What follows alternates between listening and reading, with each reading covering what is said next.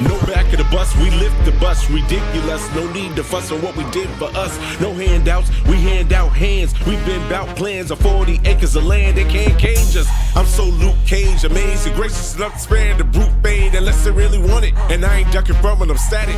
We shock them till they get it, I guess they gotta have it. The roadblock of the block, small enough to be a doc. Moving smiles with the jazz, Captain Sam with the plan. I can, I guess I'm really good in the jam. The rest is up to Rick when he come through with the band. We know we got what it takes to be a hero. They see it everywhere, wherever we go. We here to say the day and all the people. Repeat, bro. We know we got what it takes to be a hero. They see it everywhere, wherever we go. We here to say the day and all the people. Repeat, bro. I'm melanin man, defy your felonious plans. I know you jealous, but damn, don't you dare insult my intelligence. Sam was never my uncle, just a super villain. Hopped in the phone booth, protect the women and children. Frankly, Franklin, we the most level-headed. Peanuts to an elephant, don't let it regret it. We up, boy, you better know your hate is pathetic. I'm loose fox with the toys, so you know I'ma get it.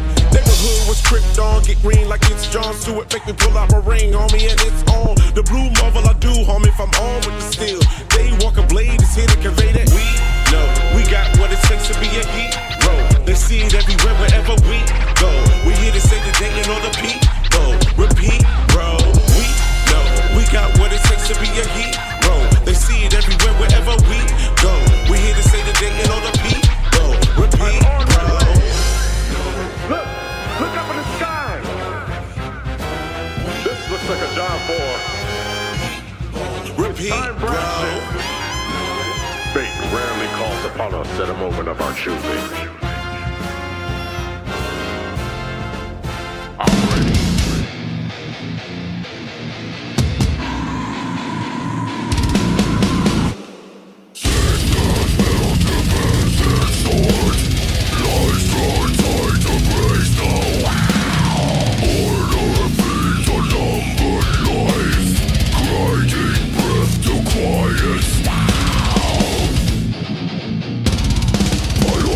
Control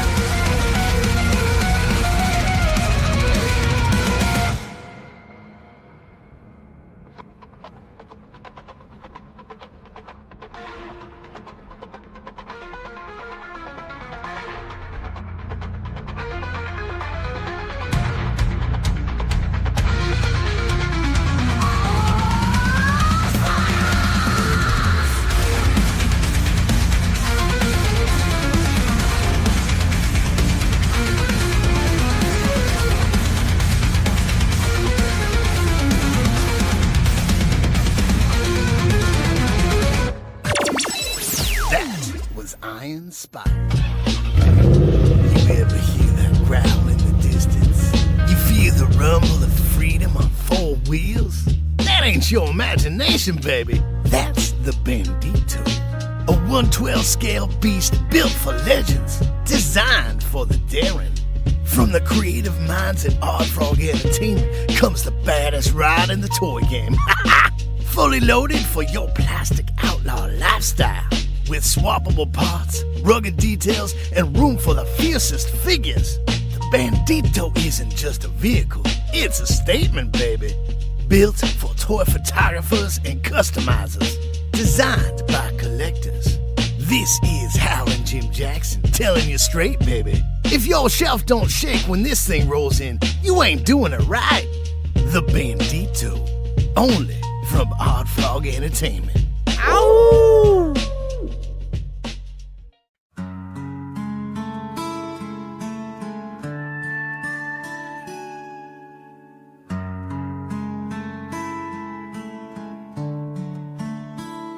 I used to beg the pain to leave, prayed for silence, prayed for sleep.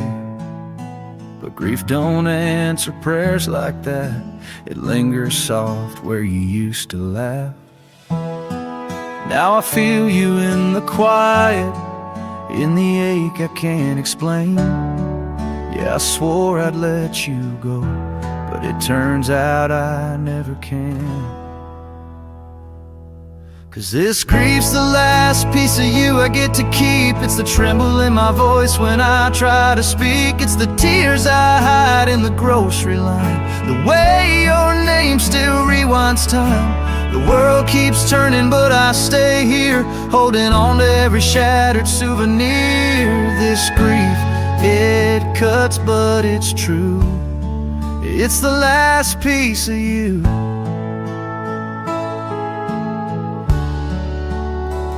I see your shadow in my rear view, feel your warmth in an old perfume.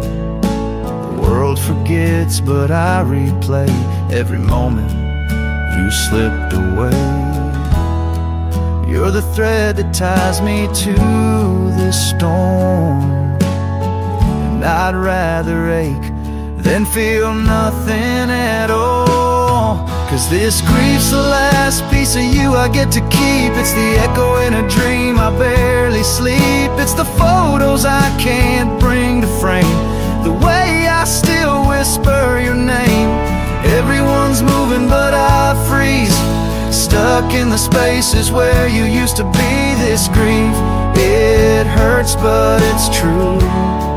It's the last piece of you.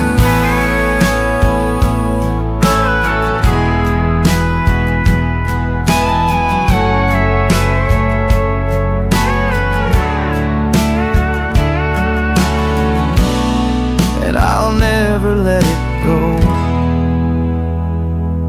'Cause this grief's the last piece of you I get to keep. It's the tremble in my voice when I try to speak. It's the tears I hide in the grocery line.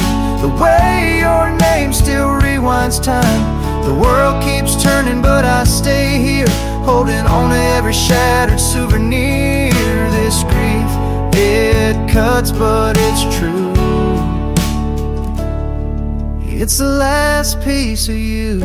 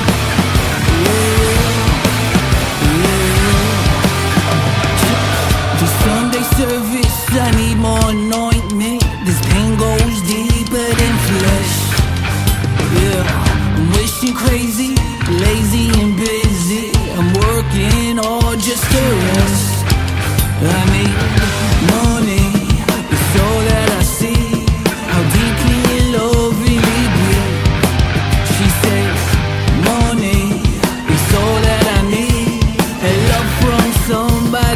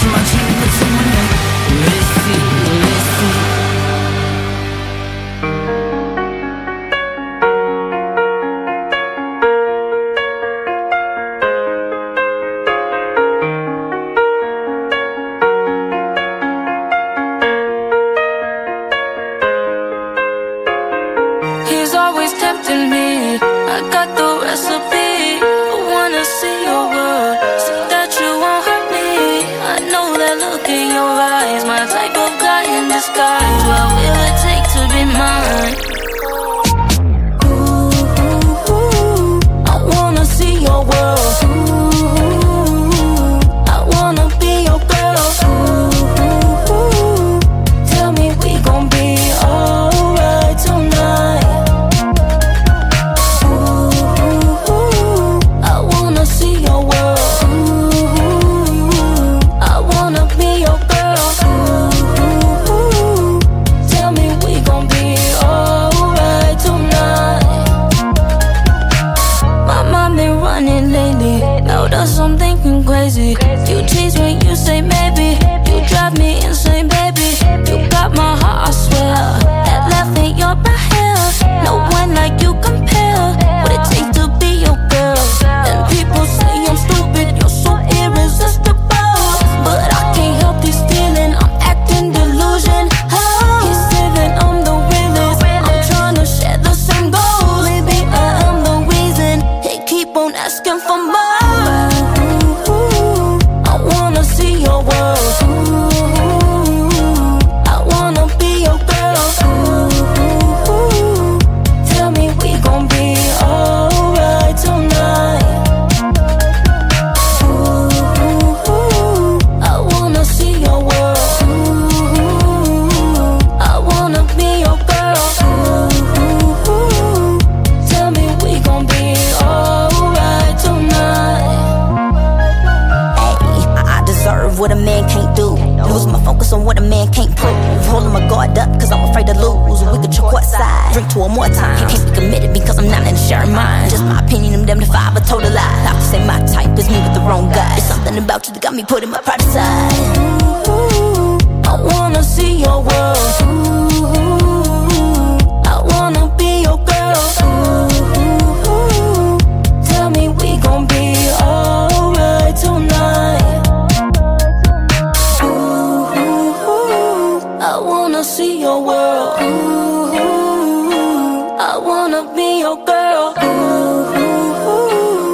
Tell me we gon' be alright tonight. He's always tempting me. I got the recipe. I wanna see your world, so that you won't hurt me. I know that look in your eyes, my type of guy in disguise. What will it take to be mine?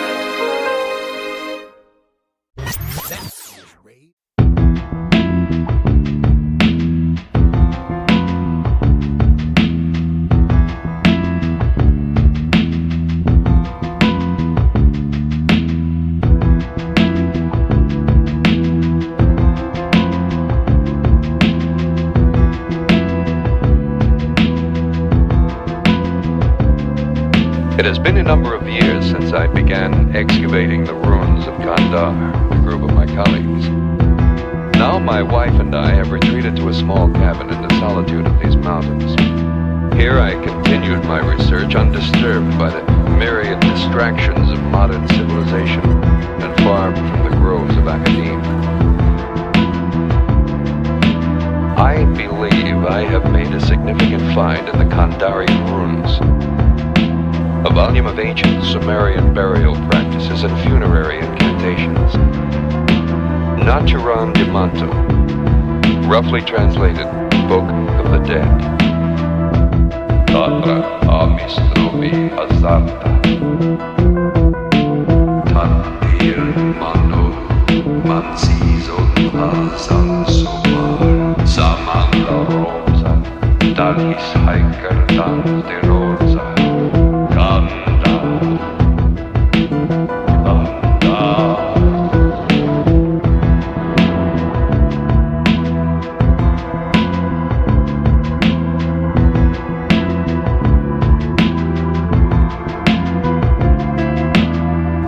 bound in human flesh and inked in human blood.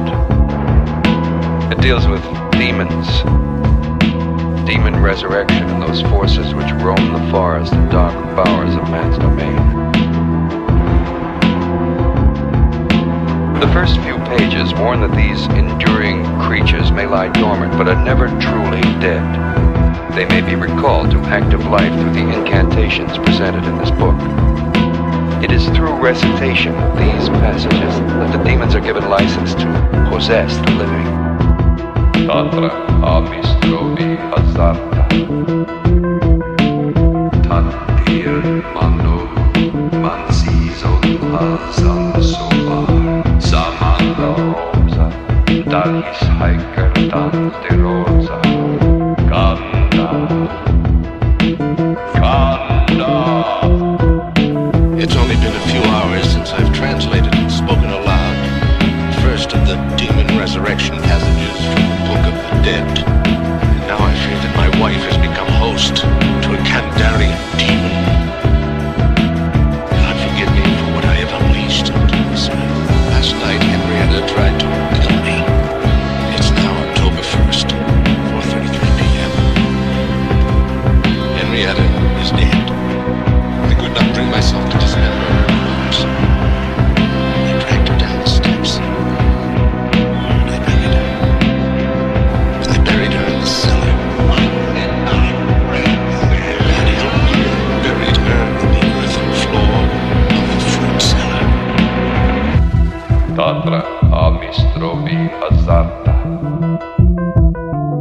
Tatir manu mansizon hazan sobar Samanda rosa Dalis haikertan de rosa Kanda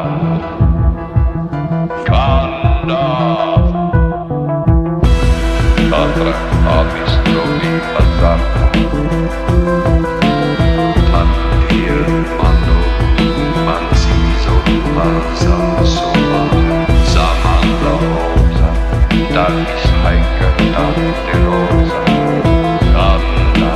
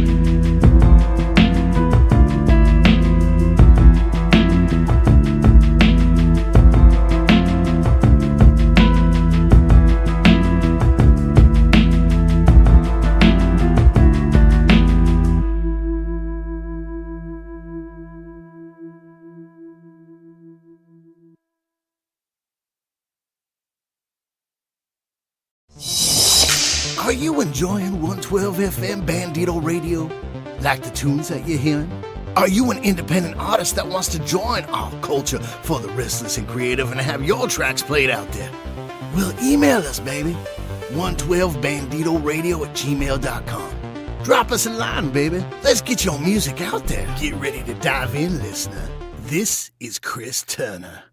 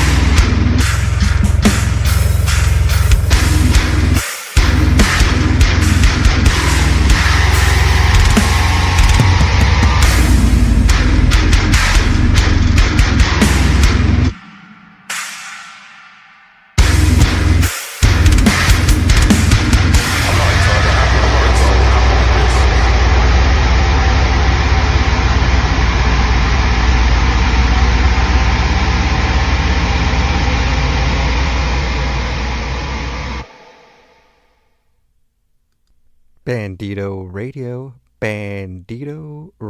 a program courtesy of OddFrog Entertainment.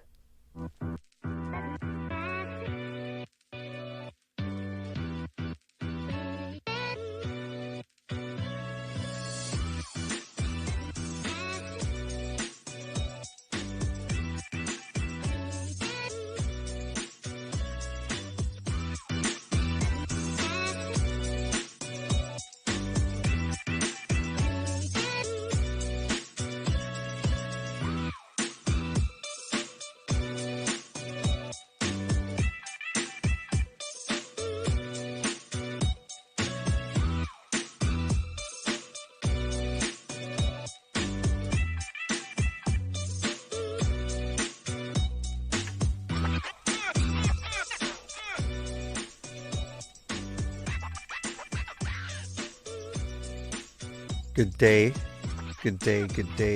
day, everybody out there.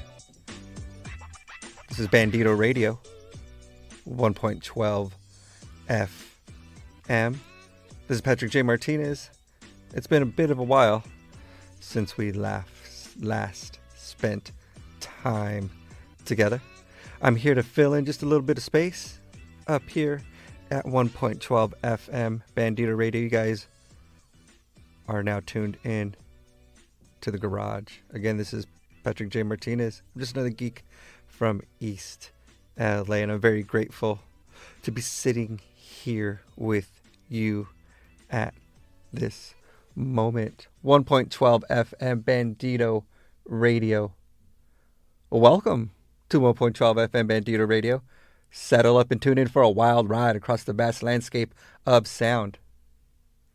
From the raw grit of rap and the heartfelt twang of country to the thunderous roar of heavy metal, Bandito Radio doesn't play by the rules, it breaks them. This station is a melting pot of musical rebellion where every genre has a voice and every track tells a story. Hey, whether you're cruising the streets, relaxing on the porch, or headbanging in your garage, 1.12 FM Bandito Radio delivers the soundtrack to your life. And that is what I am going to do for you today. Right here, I was going to try to deliver a little bit of the soundtrack to your life with no borders, no boundaries, just pure, untamed music. Now here I have been given the privilege to be able to participate with you guys here at Bandito Radio. Bandito Radio, again, is a program courtesy of OddFrog Entertainment. We're going to talk a little bit about our most anticipated collectible for the year of the snake 2025. So we're going to get a little bit into that. But really, right now, what I am really being tasked to do is just to create that background soundtrack to those that are into toy photography, those posers, those out there that are setting up their shop. Like I said, it's been a while since we've hung out. But guess what? Today's special because this is the first day of the summer solstice. By the time you guys hear this, probably going to be past that day. But right now, in the day that I'm coming at you at this particular frequency, at this particular time, I am welcoming the summer solstice of this year of the snake 2025. Thank you guys for hanging out with me here at Bandito Radio. We are definitely tasked at exploring the best of independent music. Now, normally when I'm doing my normal community disc jockey weekly gigs, I myself tend to pride myself on just that, exploring and sharing the best of new independent music, mixed genres, while exploring the crates from the past. This time around, I am excited to definitely dig from those crates from the past. So I pulled up a few old crates of independent music from the last few decades that we are going to pepper in on what will really be a major focus on independent recording artists. And it seems like a lot of what I've got seems to be coming a lot of I'm going to be coming at you with a lot of soul cal flavor, it seems. We'll see. But I'm excited to sit here with all of you because today I'm working with a theme. Yeah, the theme, because we're here getting ready, making space for our action vehicle collectible, one collectible, several communities is how I like to approach this. So we're getting ready, right? It's going to be coming out, getting really close to what we were told would be the release date, right? So what better theme to go with than cars, automobiles? That's what we're going to roll with today. So I'm going to see you guys in a short bit. You are plugged into Bandito Radio 1.12 FM.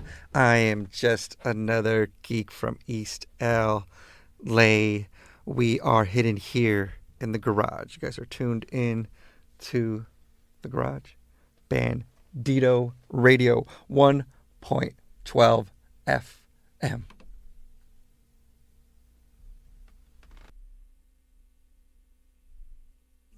Playing all your outlaw favorites all the time.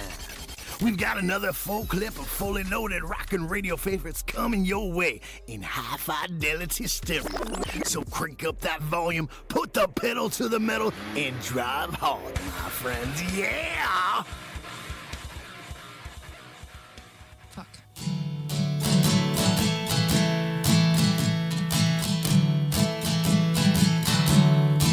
I love speed and I love the feeling coming inches near death. Nothing more selfish. Some would say it's selfless if you aren't liked by many people, but I'd rather just admit that I only care for myself.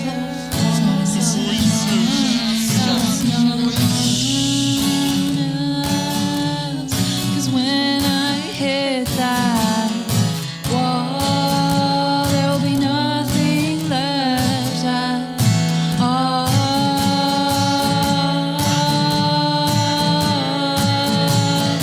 I love speed and I love the feeling coming inches near death. Nothing more selfish than living out my suicide fetish.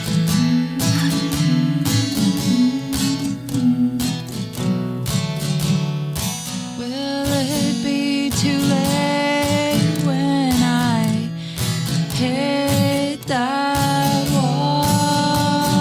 I wonder if there'll be anything left at all.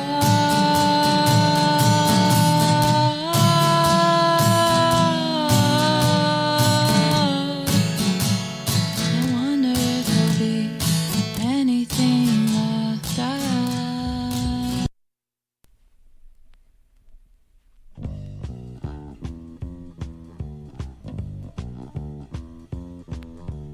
Hey Jack, what's happening? I don't know. Well, rumor around town says you might be thinking about going down to the show. Yeah, I think I'm gonna go down to the shore. What are you gonna do down there? I don't know. Play some video games, buy some Def Leppard t-shirts. Don't forget your Motley Crue t-shirt. You know, all proceeds go to get their lead singer out of jail. Uh-huh. Can't wait to go down. Hey, we gonna check out the sandbar while you're down there? What's the Sandbar? That's a place that lets 16-year-old kids drink. Oh, cool. Yeah, hey, guess who's gonna be there? Who? My favorite cover band, Crystal Shit. Wow. Yeah, they do a tour show. You'd be really impressed. In fact, it goes a little like this. Love me 2 times, baby. Love me twice today. Love me 2 times, girl. 'Cause I got AIDS. Love me 2 times, baby. Once for tomorrow. Once 'cause I got AIDS. Pretty good Jim Morrison impression there. I hope those guys have a good sense of humor and don't take us into court. What's the court? Never mind that. The important thing You mean here, the People's Court? No, that's another story. The important thing here is that we get to the part where you ask me how I'm going to get down to the shore. Oh, how you getting down to the shore? Funny you should ask. I've got a car now. Oh, wow. How'd you get a car? Oh, my folks drove it up here from the Bahamas. You're kidding. It must be the Bahamas or islands. Okay, the important thing here is that you asked me what kind of car it is. What kind of car do you got? I've got a bitchin' Camaro. Bitchin' Camaro, bitchin' Camaro. I ran over my neighbors. Bitchin' Camaro.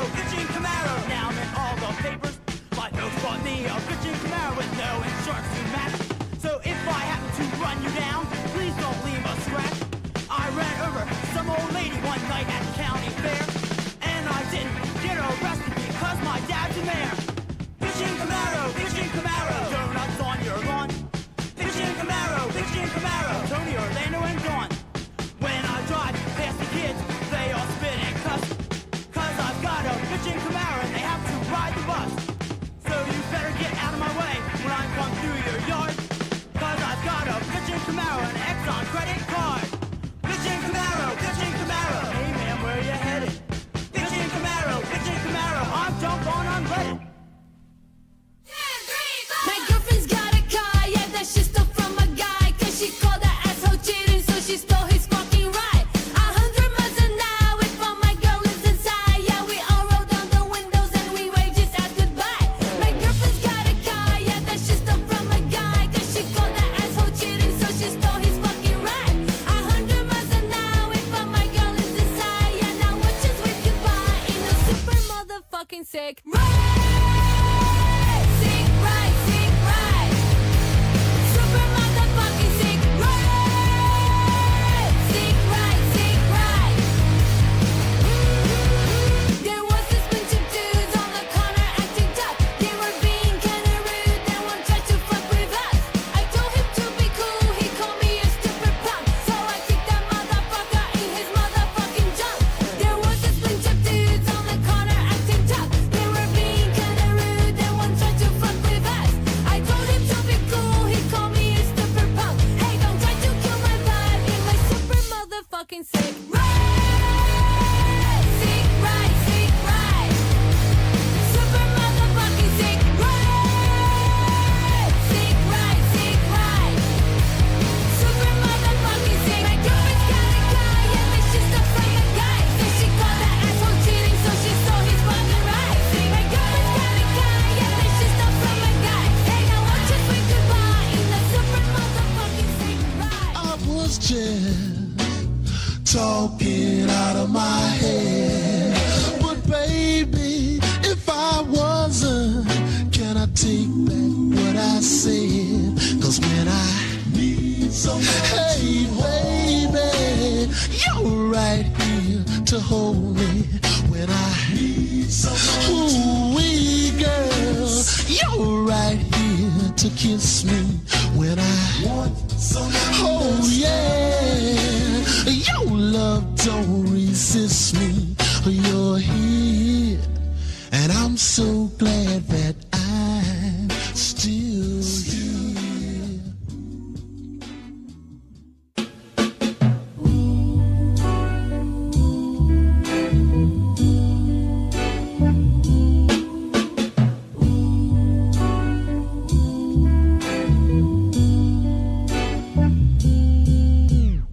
Heaven, oh please help me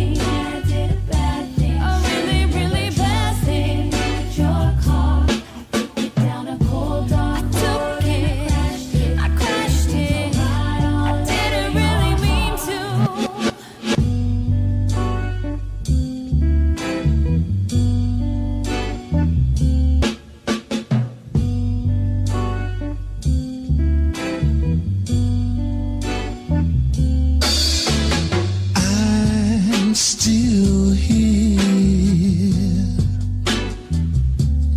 after telling you so long.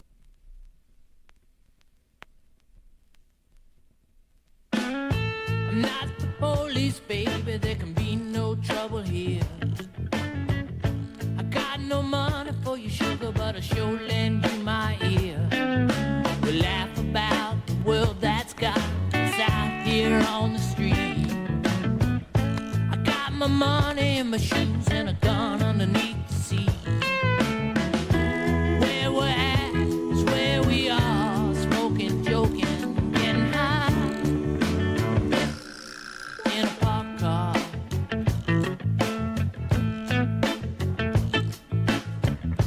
Time is money, I know, and the night is getting old. Running from the sun in the morning, burning off that evening cold. I see you out here every night, same shoes and same short dress. You'll always make a living in them, sugar, in this land of loneliness. You always go to where they are, walking, talking, inside a parked car. In a parked car. The world is in your window. Yeah, yeah, yeah. In a parked car. Far from the other side. Ooh, yeah. In a parked car. Well within your limbo. Oh, oh, oh. In the comfort of your ride.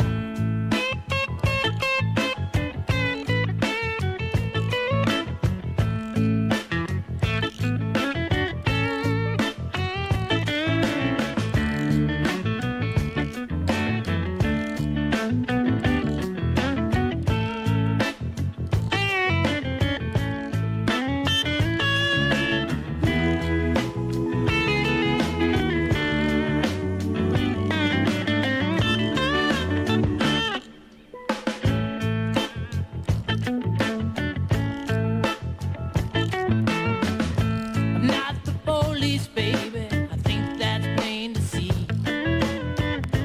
Come out of the headlights, sugar, take my hospitality. I'll gladly share some smoke with you. Share with me your smile. There ain't nothing wrong or right if we just sit here for a while, listening to a beautiful song in a parked car.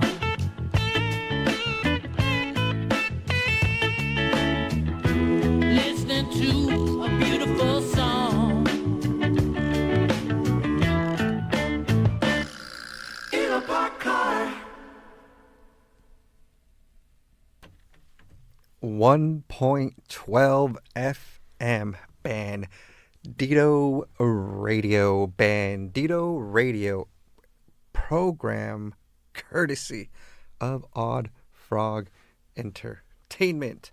OddFrog Entertainment is the independent toy company that will be releasing its action vehicle, the Bandito, and we're gonna get a little bit into that right now here in the garage. You guys are tuned in to the garage with your disc jockey here, Patrick J. Martinez, just another geek from East LA.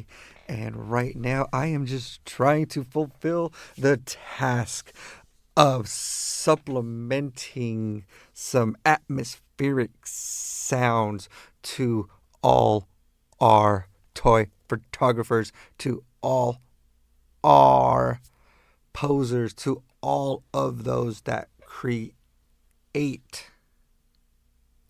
toy photography, what is often dubbed and branded as articulated comic book art, for those that create dios as well, for those that are all deep within that medium, this programming is for you. I am just trying to get you artists all stimulated so you guys can create your next setup, so you guys can create your next shot. And again, as we get into the Bandito and how all of this, one collectible that could impact 7 communities. I don't got a lot of news to share about it. I think a lot of us are pretty much updated, especially if you are tuned in to Bandito Radio, which you guys can find the OddFrog Entertainment YouTube channel. You can also go to various streaming platforms, wherever you get your podcast and your music. Spotify for sure is one. Podbean for sure is one plat that you guys can go and visit.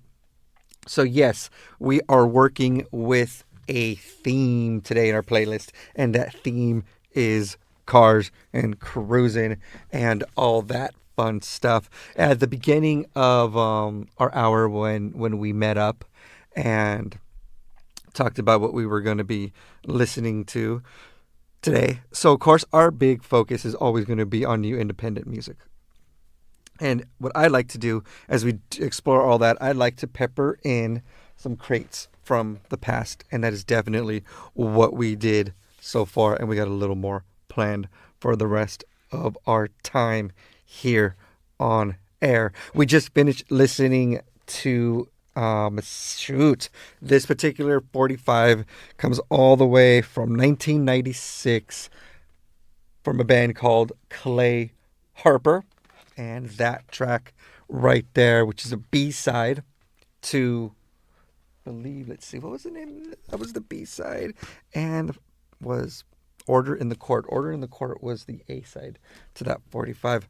Great 45 in general, but parked car, perfect for our theme today. Before that, we heard classic Lala Romero with Crash, and that was taken from her debut album. Before that, we heard Karen Dio with Sick Ride.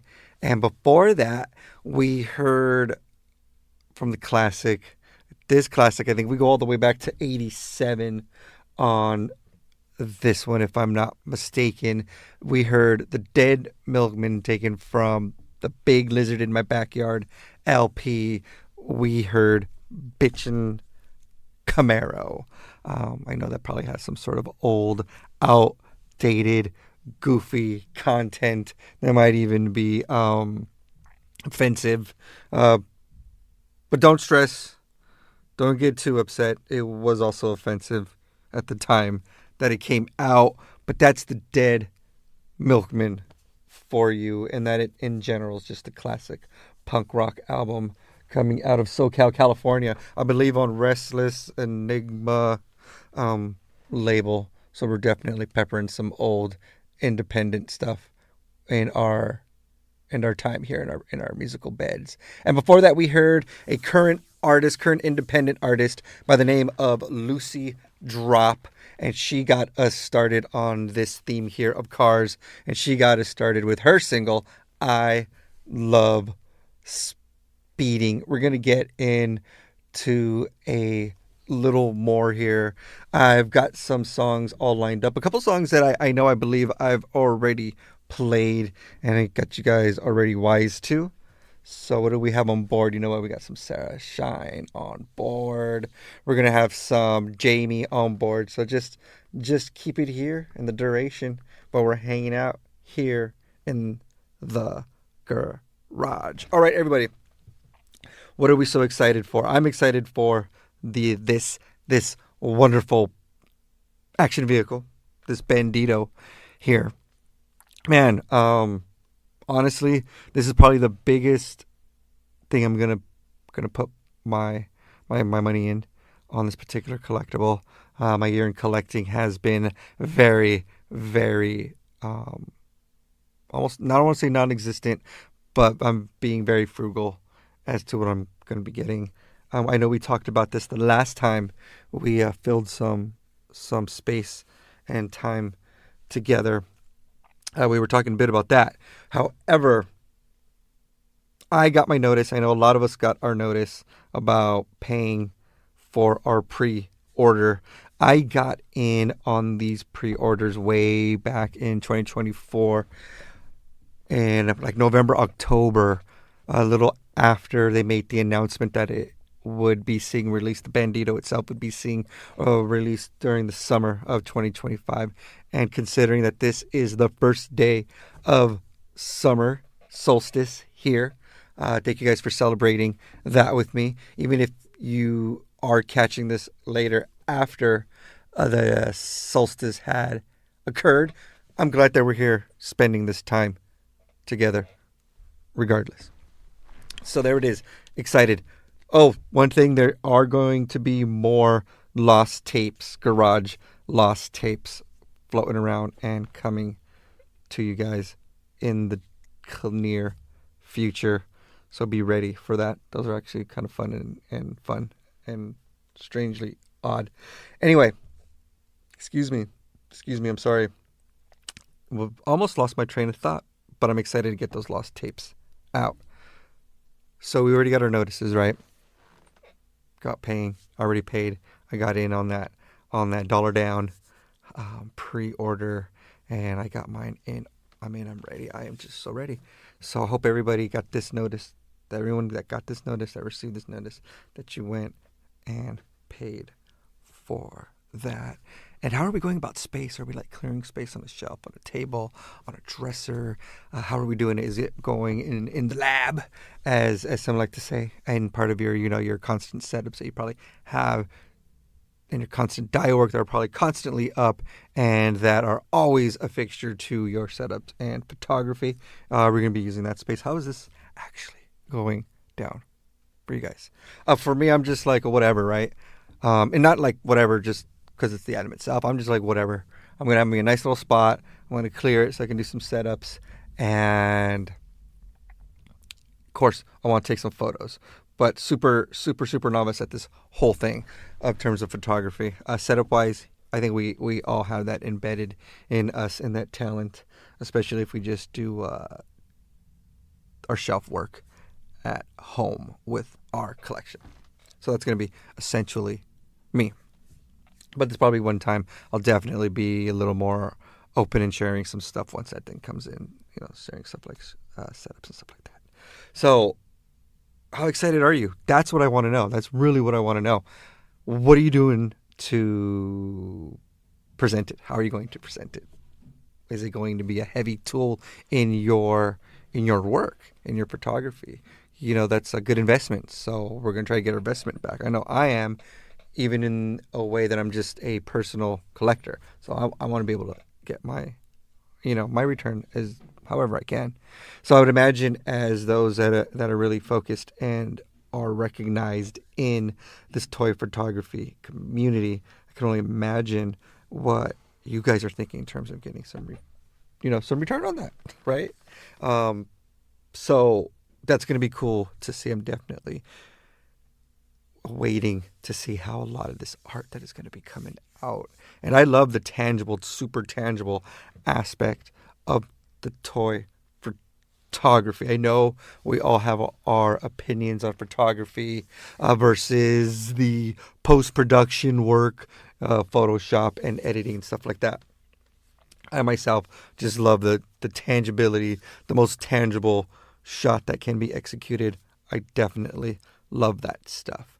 So I'm just excited to see a lot of the tangible setups and photography coming from this Bandito. I'm also excited to see just the rawness and real capture of the personal collector who doesn't really do all this photography stuff, but just wants to share this item, because we know how phenomenal this item is going to be and how phenomenal it already is at this point with all these kits and everything that have already been announced. So we're going to pull back a little because I'm not really here to be talking about all this stuff, because we hear this a lot. You guys are already updated. You guys are already hip to this. I'm just really here to fill in some of this space.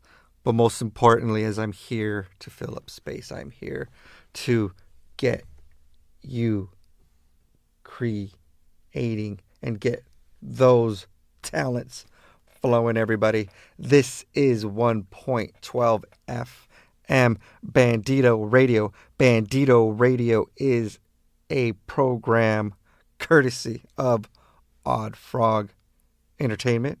I'm just another geek from East LA.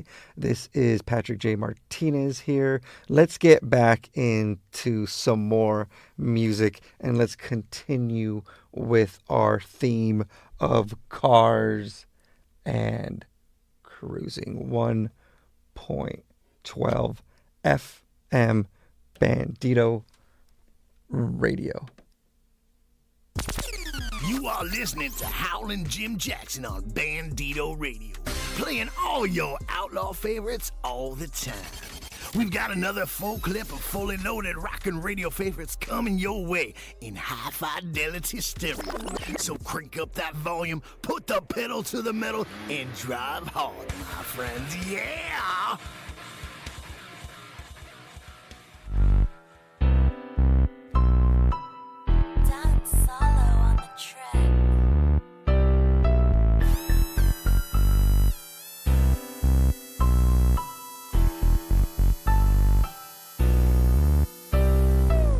Woke up in the morning, did it like a G. Hopped in my black cargo pants and white tee. I picked out the Air Force Ones in case I gotta stomp a bitch out just for fun. Wait, let me wipe down my ride. Get it nice and clean, shining on the outside. Hopped in the bitch and I put it in drive. Hit up the homie cause I'm trying to see what's on for the night. Ay, now I'm spitting down the freeway. Like Cube said, today gon' be a good day. Steady bumping, but only be the best shit I've been put on. My tracks can be fucked with. Can't help it if the music made me. Got a genuine mind, I'm a West Coast baby, ayy. We hitting switches in the parlor, palm trees, sunny skies, and the weed be the bombers. Now let me see your hands. Two fingers twisted, got the thumb in the back. Got a dope ass fit, peep the Raider hat. Tryna cruise down the boulevard, I'm down with that. Now let me see your dance. Now, I put my elbows up and boogie in the back. Got a beer right beside and a blunt hella pack. Tryna have a good time, hell yeah, that's a fact. Yo, we cruising on the west side. Got my right on my left side. Always in a G-ride. Stay creeping like left eye. Yo, we cruising on the west side. Got my right on my left side. Always in that G-ride. Stay creeping like left eye. Growing up, I had a lot to say. Guess I don't give a fuck like NWA. Now I'm a type that you don't wanna fuck with. I was 8 years old, just riding in the Cutlass. Yo, posted in the back, exposed to G shit. A props to my dad. He was straight banging that dog pound, the Dub C. West Side Connection, summertime in the LBC. But let me tell you a few things more about me. I'm West Coast, son in LA, be the county. Always been alert who the fuck I had around me. 1996 be the year I say it proudly. I was taught to learn the G code, the G way, G mentality. To this day, it's gonna stay the same. That shit pumping through my veins. Put a dub in the ass, West Side every day. Now let me see your hands. Two fingers twisted, got the thumb in the back. Got a dope ass fit, peep the Raider hat. Tryna cruise down the boulevard, I'm down with that. Now let me see your dance. Now I put my elbows up and boogie in the back. Got a beer right beside and a blunt hella pack. Tryna have a good time, hell yeah, that's a fact. Yo, we cruising on the west side. Got my right on my left side. Always in a G-ride. Stay creeping like left eye. Yo, we cruising on the west side. Got my right on my left side. Always in that G-ride. Stay creeping like left eye. Put a dub in the ass, west side every day. Put a dub in the ass, west side every day. With a new track, bringing that summer chick out of you, bump to your ears, player. Doogie. Yeah, here we go, you know it's out on the street. Yeah, we bouncing in the air to the sound of the beat. I got my theos and my theos jumping up at the beat. With your kind of straight seven, we ain't tasting the beat. Yeah, here we go, you know it's out on the street. Yeah, we bouncing in the air to the sound of the beat. I got my theos and my theos jumping up at the beat. With your kind of straight seven, we ain't tasting the beat. Yo, bringing that summer magic, bringing the funk. Yo, I pull up in the caddy. I already know that y'all can't stand me. Something about the funk, yo, it's sweet like candy. Orale, it's touchy, kinda with the funk. I already know that y'all can't get enough. I'm knee deep in this thing, so it's time to tear it up. Hop up in in the cat, it's time to gas to rub it up, yeah. Yeah, here we go, you know it's out on the street. Yeah, we bouncing in the air to the sound of the beat. I got my theos and my theos jumping off at the feet. With your kind of straight stuff and we ain't tasting the feet.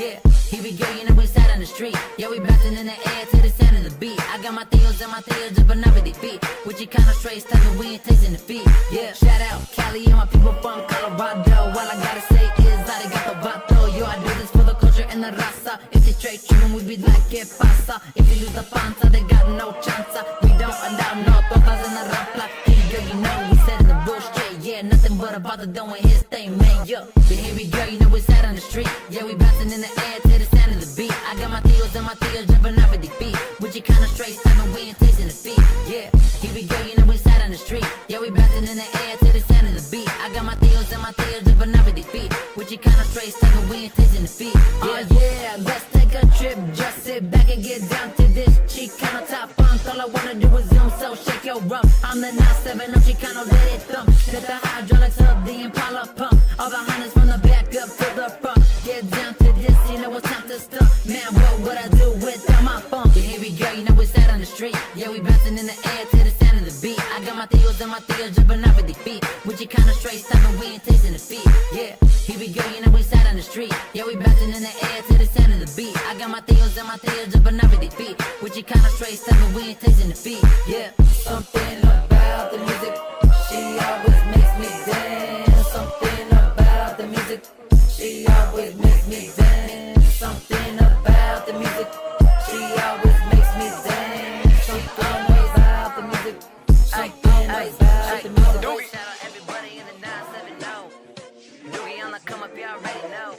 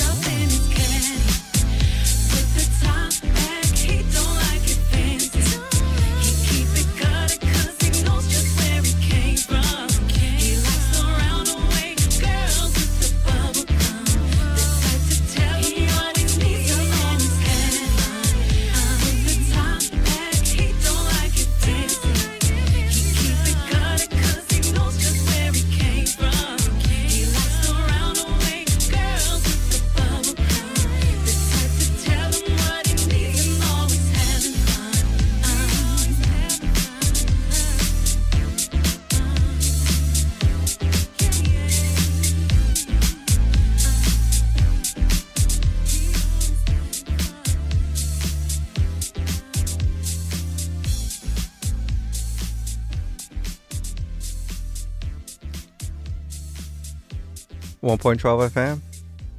1.12 FM Bandito Radio. Bandito Radio. Program courtesy of OddFrog Entertainment. Just want to say thank you and express how grateful I am to be sitting here with you guys and to have been invited to supplement you with some filler content here. Well, living up to the main purpose of Bandito Radio. Bandito Radio, a toy photography inspiration radio station. We want collectors to have the ability to further immerse themselves in their toy collecting experience. Imagine late at night, you're setting up a shot. You can turn on 1.12 FM Bandito Radio and get inspired by music or an old time radio play. And you know what? That is what I've been assigned to do to help stimulate some creativity. I want to say thank you guys for joining me on this one. It's been some weeks since we filled some space and time together. You guys are tuned in to the garage. This is Patrick J. Martinez, just another geek from East LA. Tonight, today, this afternoon, here in the garage, we're not even having any current updates to the Bandito, because I think at this time everyone's up to date. A lot of us got our notice to make good on our payment, on our pre-order payment. Looks like we are most likely could be getting to the summer anticipated, predicted, possible release of the action vehicle. So we're just talking about that. I know OddFrog Entertainment were at this year's Robo Toy Fest out here in Southern California, which I believe was held in Burbank. I really wanted to cover that event, but I was a little late on putting my media and press application in for that one. So I definitely missed that one, but I stayed on top of the updates that were being released to us publicly. So, like, again, not here to really go over stuff that most of the content creators and hosts and disc jockeys here at Bandito Radio 1.12 FM have not already covered. I just want to hang out with you guys, create some atmospheric sounds as you guys prepare your next shot, or maybe even prepare your space for what most likely could be coming through by the end of summer. I'm going to go end of summer, give myself some time to get my space ready. So like I said, here in the garage, exploring our theme of cars and cruising. We just finished listening to Pull Up with the Deso Band and Sarah Shine on the vocals. We had Doogie coming out of Greeley, Colorado with Chicano Stompin', and Ray Monique got us started with Cruisin', getting us started on some of that funk on that particular sound bed. That's Ray Monique with Cruisin'. Ray Monique comes out of here in the Pomona area, out here in the Southern California area, and definitely reminding us that she was brought up on that G-Funk. All right, everybody. And, like, honestly, Ray Monique, if you guys are just into funk, you're into that West Coast funk, Ray Monique is one to be getting into. Yeah, we're going to explore more, definitely. And also, we're going to get into some more songs about just cars and cruising. My last question I posed to everybody was, what is your preparation for the arrival of the Bandito? It's essentially what the question was about. What are you doing to prepare yourself? How are you going to go about this whole thing once you receive your vehicle? That's what we are talking about and considering right now. But you know what? Let's get into some more music here. This is 1.12 FM. You guys are tuned in to The Garage. The Garage is a program courtesy of OddFrog Entertainment. OddFrog Entertainment are the geniuses behind the action vehicle, the Bandito. This is your disc jockey here, providing you just some atmospheric sounds and sharing some fantastic records here with you. You are listening to Howlin' Jim Jackson on Bandito Radio, playing all your outlaw favorites all the time. We've got another full clip of fully loaded rockin' radio favorites coming your way in high fidelity stereo. So crank up that volume, put the pedal to the metal, and drive hard, my friends. Yeah!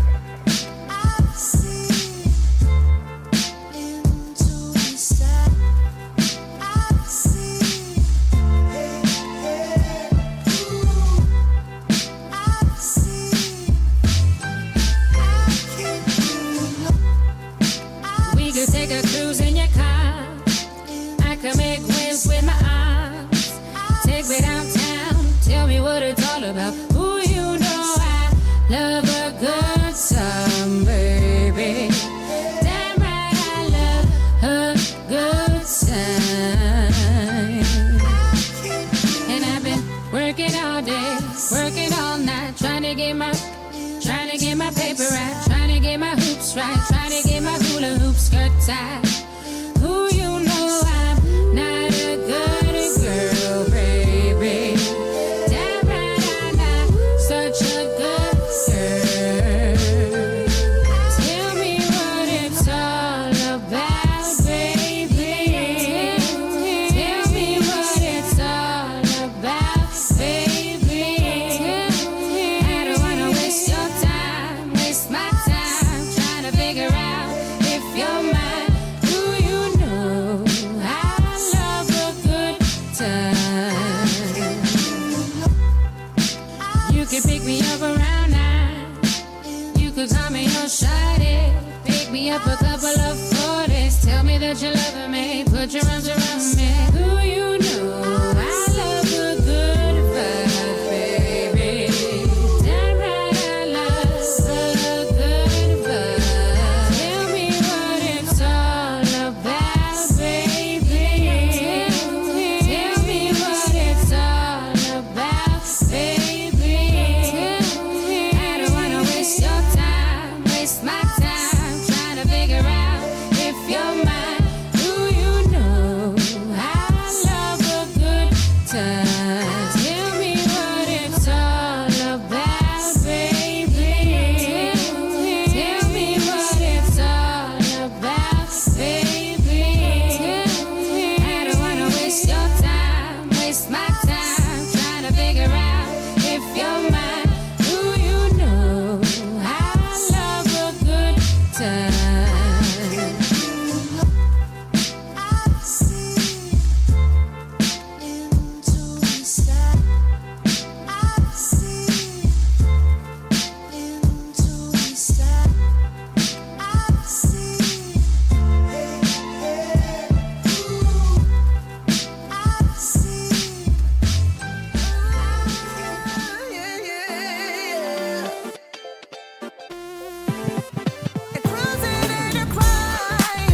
We just cruising, we're cruising, and cruising in a crime. We'll try and watch the time. We just trying to get a function. Ain't no fun without some loving. Harbor area's #1 in. Party up until the sun goes down, and then we know where it goes down. Avalon Boulevard, Pacific, Long Beach. We ain't trying to start no drama.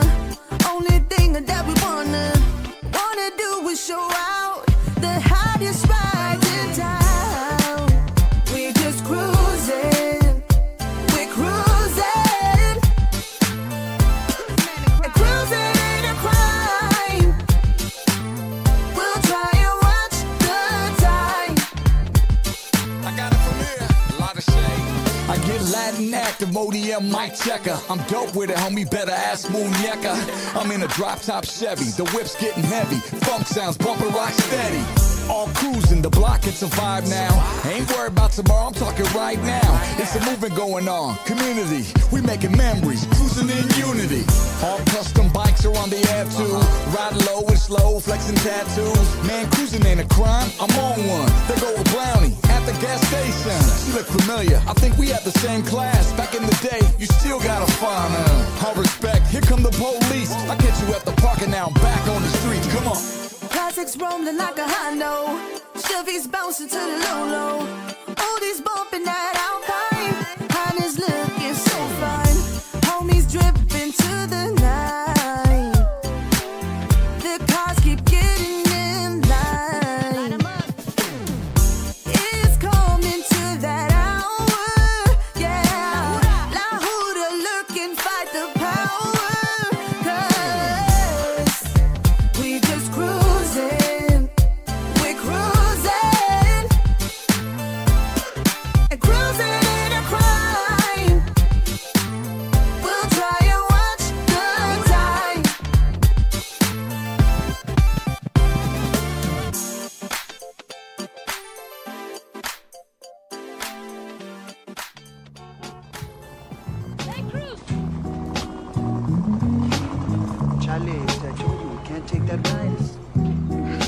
llores, vato.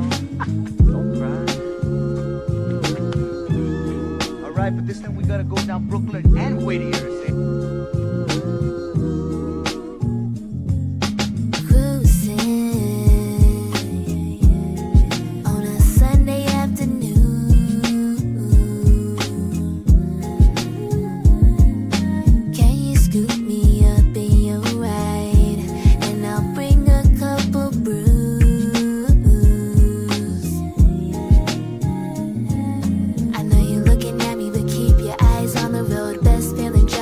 On the way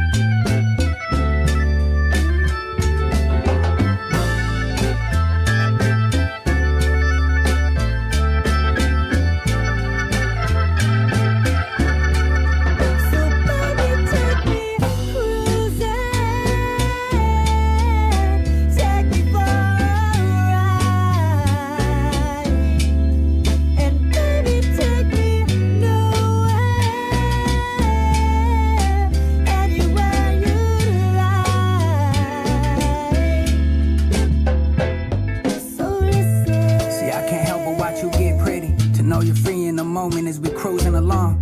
Baby, we could ride for hours and just chill in the city. I'd rather have you there with me than be cruising along. Them red lips, them brown eyes, and that brown skin. Knew I found the one, cause for you I'd move a mountain. Probably think I'm lying, but I'm just keeping it 1,000. You just wanna fly and yet you always keep it grounded. Yeah, it ain't no other feeling like it. Hard to describe it, all I know is you can't really price it. Music blasting and you know we bumping oldie tunes. It could be 100 women here and yet it's only you. Got me feeling like a million with you next to me. Lately I'm feeling like you're bringing out the best in me. See, I can't really picture no one else I'd rather cruise with. We've got something, I'm just hoping that we never lose it.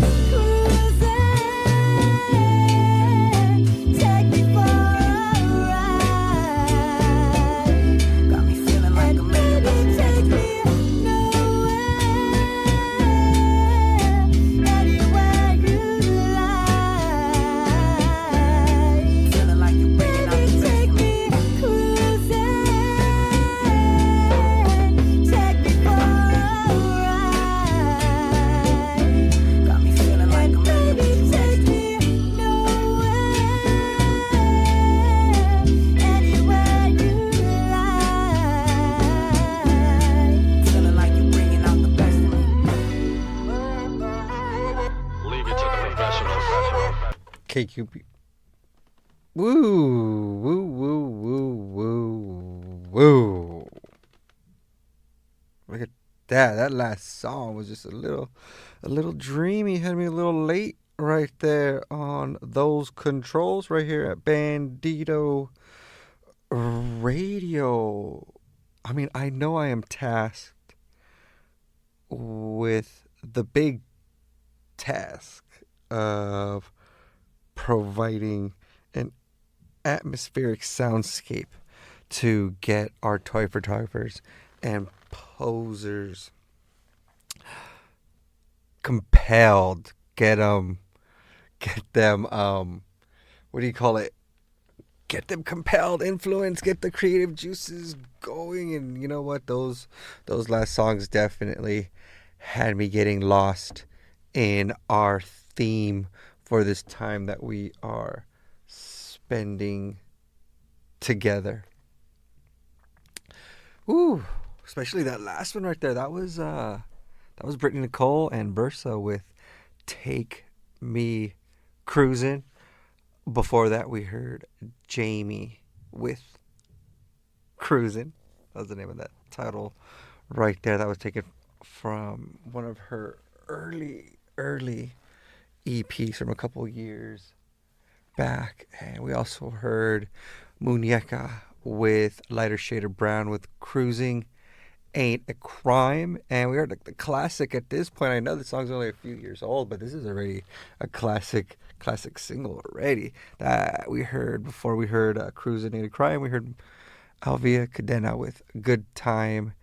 And what got us started in that sound bed was Shauna Knapp and Zigzag with Writing. That song right there that we got into, that slipped by us, that's going to be our closing song for our time together. I want to say thank you guys for hanging out with me on this first day of the summer solstice. I appreciate that. I know by the time most of us hear this broadcast, it's going to be way past that. So I appreciate you spending and investing and donating your time to listen to myself here, Patrick J. Martinez, tucked away in the garage. The garage is a program courtesy of OddFrog Entertainment. Welcome to 112 FM Bandito Radio. Settle up and tune in for a wild ride across the vast landscape of sound. From the raw grit of rap and the heartfelt twang of country to the thunderous roar of heavy metal, Bandito Radio doesn't play by the rules, it breaks them.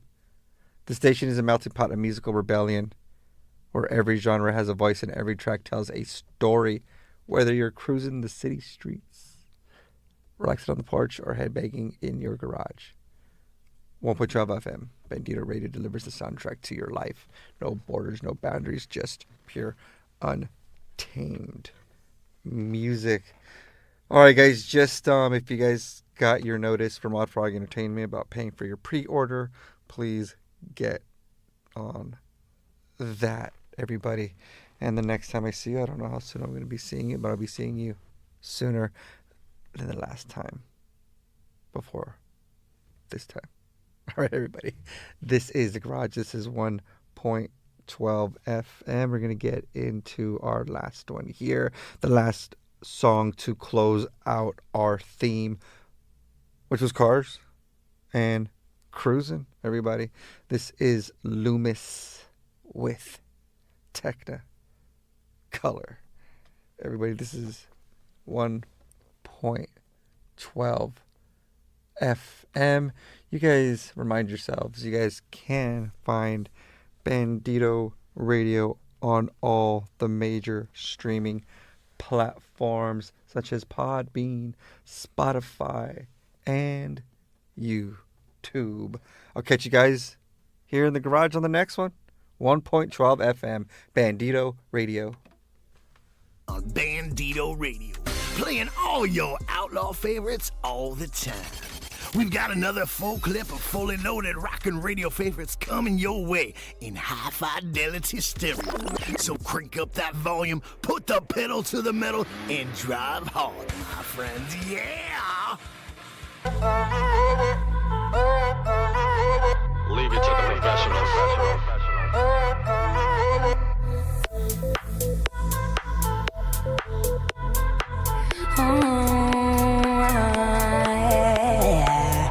All of these colors and this is a vibe. Go get a gel and I'm on the run. I'm moving my body and you gonna dance. These are not yours cause these are not yours. I'm not the one, now sit on your face. I need me some room, now give me some space. Tell the DJ, please turn up the bass. Fuck up the booth and put drink in the spoons. Whoa, whoa, whoa, whoa, whoa. She's feeling it. Whoa, whoa, whoa.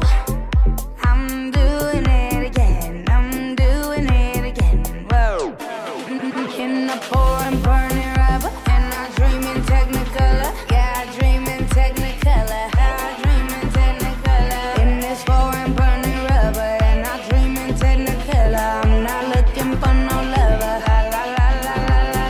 La la la la la la la la la la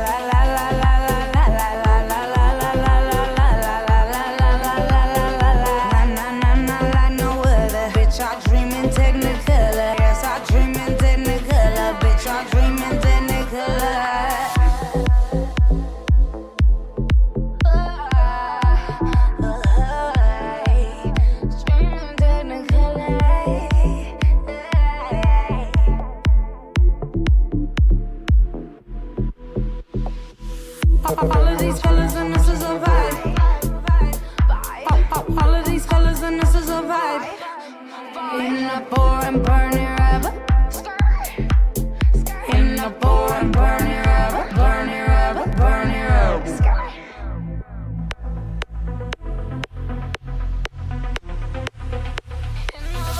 All of these colors and this is a vibe. Go get a gel and I'm on the run. I'm moving my body and you gonna dance. These are not yours cause these are not yours. I'm not the one, now sit on your face. I need me some room, now give me some space. Tell the DJ, please turn up the bass. Fuck up the booth and put drink in the space.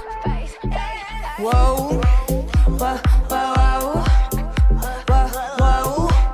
She's feeling it. Whoa, whoa, whoa. I'm doing it again. I'm doing it again. Whoa, whoa, I'm feeling it. I'm in the fire, burning rubber, and I dream in Technicolor. Yeah, I dream in Technicolor.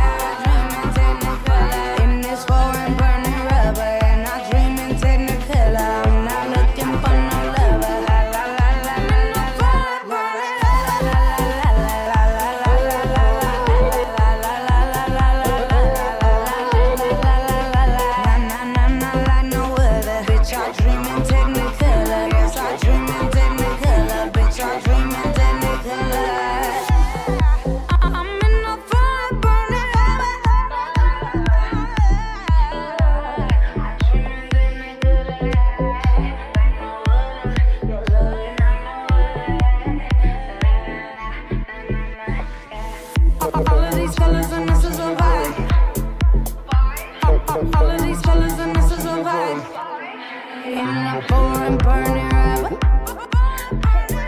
In the pouring, burning river, burning river, burning river.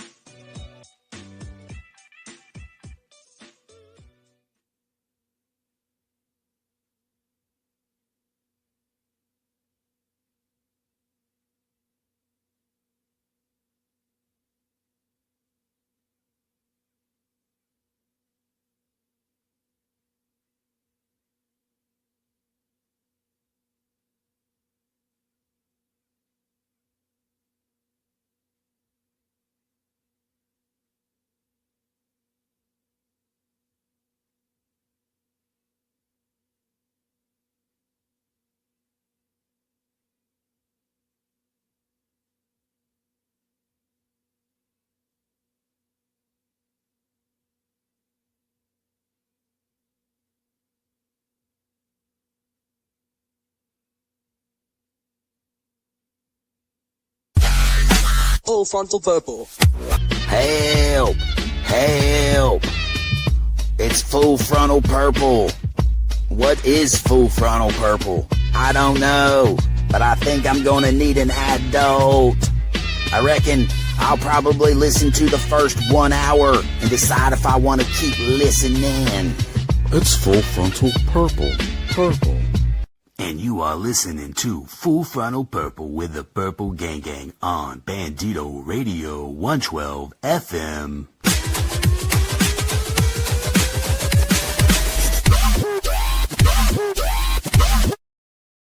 Yes. We are back. Yeah, I think this is episode 20 is what we're going to call it. Yeah. Yeah, we've lost count. But, everybody get your hot dog suits ready. We're joined tonight by Carlo, one half of Immortal Collections. Immortal Confections, I believe. Yeah, actually, would you?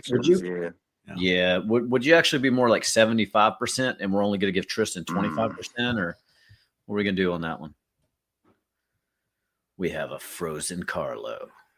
2/3 is a good one. While he's frozen, we can figure it out ourselves. Yeah, so I told you right before I started here, we got the frozen internet. Are we good now? Yeah, we can hear you.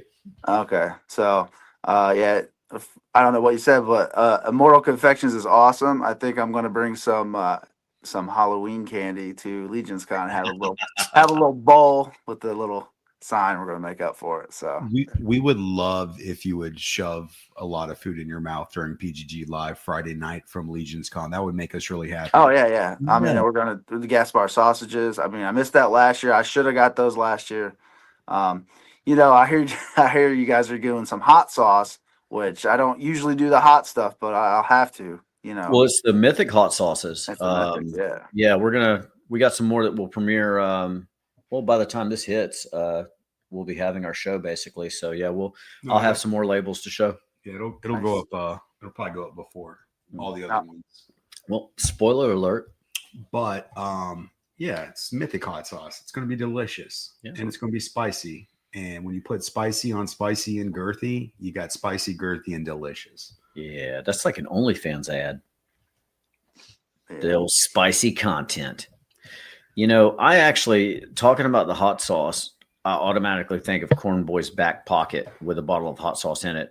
And I saw a corn costume today, and I'm kicking myself in the ass for not getting it. Basically like our hot dog costumes, but a fucking ear of corn.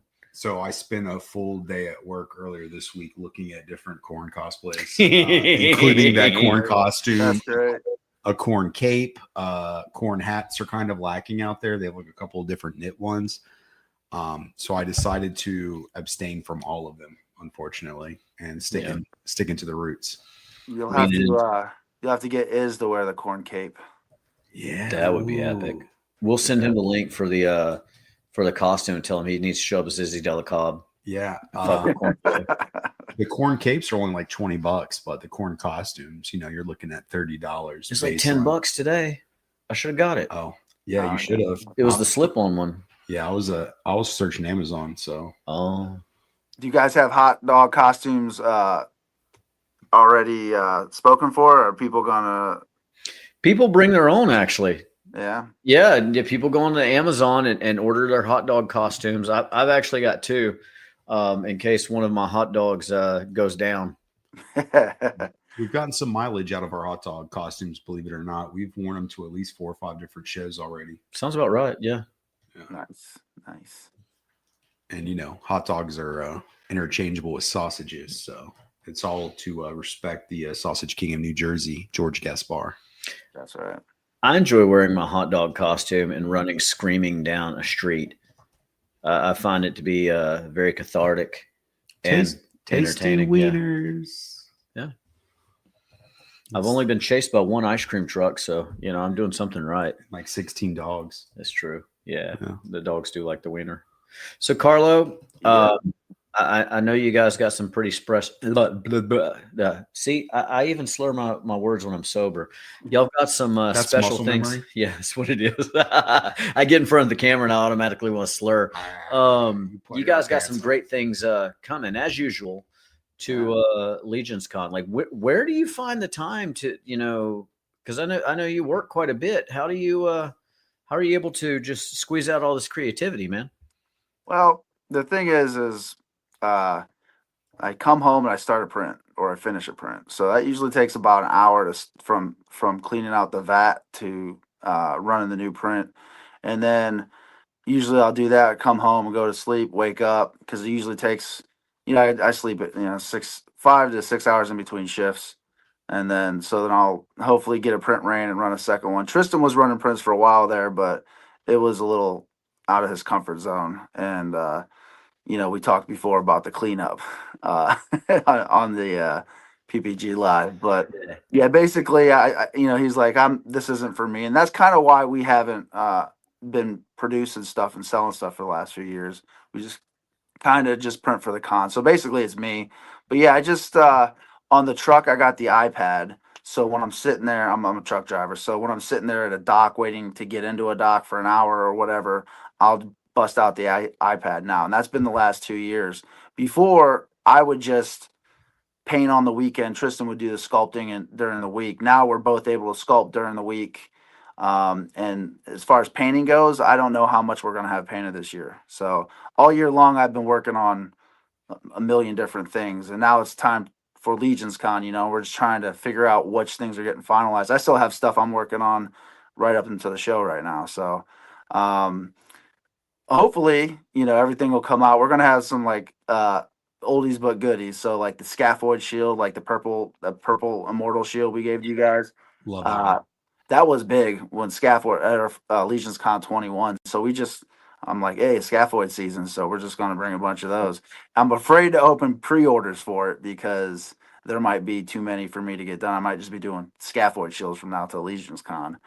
But we'll select them out. That's what we did with the PGG shirts. We knew how many that we had to sell, and we said, "Hey, we're opening up a window. When we hit our number, and there it is." There you go. Now those just went up on Retro Rags. Are they still up there? Oh no, that's a different thing. I'm talking about the little action figure sized ones. Oh yeah. Oh yeah, those Yeah, like the Cabal size shirts that came with the World War II pack from like 2 years ago. Same size shirts. Yeah, those are great. Simple purple. We might get a regular shirt one day. Then if we get a regular shirt, then we might make the little shirts. But I love them little shirts. Jenny does the sewing and all that, so we can design. Is that locally made or is that from overseas? Yeah. Overseas, yeah. Locally here in China. Yeah. Yeah, right. Okay. Yeah. No big in the deal. backyard by Shanghai. Yeah. Beijing. We have maybe. a nice little alteration shop right around the corner in Beijing that does wonderful. They do good work. So as far as going forward with the shields, how many do you think you're going to be able to crank out between now and Legions Con? Well, it depends on if my kids decide they want to paint some shields or not. I This just got Carlos Jenny sweatshop. painting. Yeah, I just got Jenny painting, and she usually, a lot of the things that we've done in the past, she's helped base coat. So obviously, with these colors, base coating is the longest process for. We use craft paint, so like the 50-cent bottles of Anitas or American.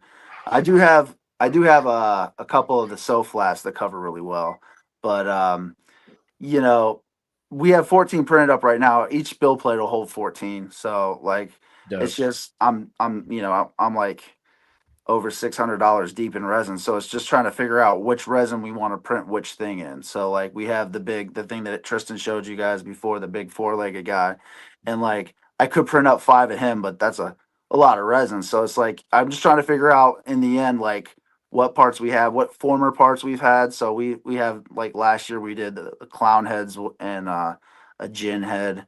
So like I'm going through back stock and saying, okay, we have enough of that stuff, enough of this stuff. But yeah, we're just gonna stick to the prints this year. We're gonna have like 1 or 2 customs available, and then I might sell some of our older customs. Is Jenny going to be have any soft goods on the table this year? She's got a few left over. She's actually customizing this year. So this year we printed up a crown. You can go get it. I know this is on radio, but it'll be on YouTube later. But she Does put that have sausages? You could paint the gems like sausages. Oh yeah, sold. Yep, you got me. It's super small. It's like it's the size of a ring, really. Oh wow! And she painted that up. That's hopefully gorgeous. That comes pretty good. Yeah, so it can slide on. She's like, "Ooh, we can make rings now." I said, "Yeah, we could." Eliminate the spike part on it a little bit, but that'll fit on like a Thrace head. I modeled it around basically the Thrace head. We had like 5 different sizes. A lot of stuff that we do is like not just the basic head. We usually have parts that plug into each other and things like that. So there's a lot of back and forth with all that stuff. So scaling heads to certain sizes. So we're gonna have a bunch of these. We'll see how many of these she can paint up. It took her probably 2 hours, 4 hours, and she just started. So there's a lot of little detail on it. So I don't know how many of those we'll have, but she'll have a few of those. We'll have unpainted ones as well. So I'm sure if you guys started making posts of some of this stuff, it would be sold before you even open the doors. Like the moment I saw that, I thought of Gina. Those would go great with a lot of the stuff she's working on. She's making a lot of little. Well, can I say, has she revealed what she's making? Let's better play it on the safe side. But for sure. But Legion's ladies live in general, and the little pixie and stuff like that. I could see them just eating those crowns up, man. Those are really cool. Yeah. And scaling that for Thrace was really smart too, because there was a lot of Thrace head reusage. And it fits, I believe it fits around Christmas Pass as well. So it should go good with the Shirelle and all those that are coming at the con. Everybody's going to have them. That's the thing. It's like this year, I know we had Scaphoid coming, and I know we have those 2 packs. So the other thing is I don't know how many heads I'll get finished before Legion's Con, but I did a whole bunch of lady heads this year. And so I could have 3, I could have 10. I don't know what we're going to have. And also, we're going over to Wolf King to sell with Dirk. So I don't know if I should hold those back and have those for drops throughout the year. So we'll just see what I finalize and what we come up with this year. Yeah, and that was a good point with the Crossroads figures, like as vibrant and colorful as Ginny did on that little crown. That's going to make the black and white grayscale pop. It's going to be like the old Tobey Maguire movie Pleasantville. Oh yeah, things started turning into color from black and white. It's gonna be really neat. That's cool. There's a couple other heads we have that'll go with the Armory figures, and a couple other heads that'll go with a few other things. So pretty excited, especially with that Barbarian. Like there's so much stuff that we could focus on, and it's just I don't know which direction to focus on with the stuff. We just make what we like, and then people seem to buy it. The fur vest I picked up from you guys a few years ago, that's on my favorite custom that I've ever made. I know which one you're talking about. I told her this year, I said, they got the legendary, I told her, she's laughing over there. I said, you got the legendary Barbarian out, and that's the best for that. Like everybody will. I mean, yeah, I think you need to. like we have one left, right? But like that first so hard on her sewing machine, she like throws her hands up in frustration. I think she's made like a total of like 5 to 10 of them total. But yeah, that first best is something that somehow should make a comeback. Yeah. So I mean, I always enjoy running by y'all's booth, not just because y'all are just, fun individuals, but it's every time in Legion's Cons past, every time I walk by, I saw something different. Like, it's just like, there's so much eye candy. It's like, you lock in on one thing and then you come back through and it's like, holy shit. Just, every time I walk by, just it's amazing the sheer amount of talent that you guys have been able to just throw together at one table there. It's I appreciate that. Thanks. The thing with all of us doing something is like last year we were throwing our hands up because I had a couple different projects that again this season from July 4th to now or till past Christmas is all just busy for me. So it's like right in the middle of that, you got trick or treating, and I got my daughter's birthday was Legion's Con 22. She like sat there on her birthday behind the booth, and I had to take her out to get a special dress in Times Square after that to make up for the fact she sat on a hard floor her whole birthday. So I'm glad it's happening later on in the year, or not later on in the month by at least a week this time. Right. But yeah, with all three of us put together, we bounce stuff off each other, and it really goes good sometimes, and then sometimes it's super frustrating. So see if Jenny recognizes this. Oh yeah, Jenny. It's your first best. You said you should get more. Here, I think I can embiggen us. You there we go. Oh, you got the afro on them too, huh? Yeah. It's my caveman George custom, but like that fur just really ties the room together, man. It totally does. Yeah. Yeah, I love those pieces. We actually made make those. Yeah, no, I've been telling her. We made fuzzy pants too, and people laughed at the fuzzy pants. We had the same fur on pants, and it's like, yeah, you put it under the skirt and it kind of hides most of it. But yeah, some people laughed at the fuzzy pants. So damn fools. I need a pair. I would like a leisure suit. Yeah, I was asking her if she could do suits because, we have a couple different, like I got that clown kind of looks like a Joker. And I said, could you do like a little shirt, like a little suit? But that's something for later on. No, I can imagine that's a tremendous pain in the ass. I mean, between locking in the patterns and then the stitching for something that small and needing to be that, just precise, I wouldn't even wish that headache upon her. Yeah. Yeah. As long as her machine is working, she's rocking and rolling, but they're as finicky. Sewing machines are more finicky than an airbrush. So I've done a lot of airbrushing over the last 20 years, and since I've been doing the toys, I think I've only picked it up to do the big troll heads, because I do that gradation from the chest color to the back of the head color. But it's something that the airbrush and the sewing machine, if it doesn't make it fun, then just do something else. You know what I mean? Yeah. So you gotta keep it fun. If it's not fun, what's the point? That's right. Supposed to be a hobby, supposed to enjoy it. Yeah. As soon as you take that fun out of there, then it's just a job. So I'm curious, speaking of jobs, how did you get into driving trucks like that? Personally, myself, I prefer to work in the country because of all the traffic and bullshit and people on their cell phones and stuff like that. I would imagine it's like absolutely terrible. Well, I'm sure not to you because you're used to it, but that would terrify me to have to be behind the wheel of one of those big ass trucks. So what I do, I started truck driving when I was doing merchandising for Coca-Cola, and then it wasn't paying enough, and not enough to make it. So they offered self-training. So they stuck me out in the parking lot for a couple hours a week, and then after a month or so, they took me for a test. So I've been faking. I said I never went to truck driving school, so I've been faking it. I don't know what to do at toll booths. Sometimes I stop, sometimes I don't.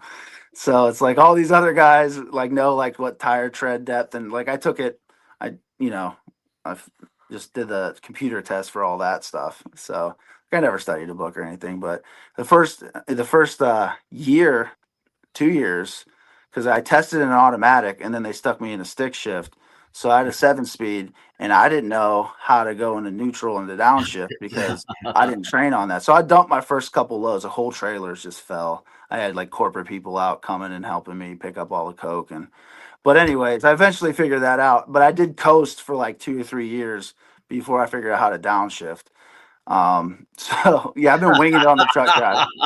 On the job training. I love that's it. beautiful. Yeah. But yeah, I did that. And I never wanted to drive a big truck because I was afraid I was going to hit somebody or, clip a pole, which I've done a couple times, but, nowhere.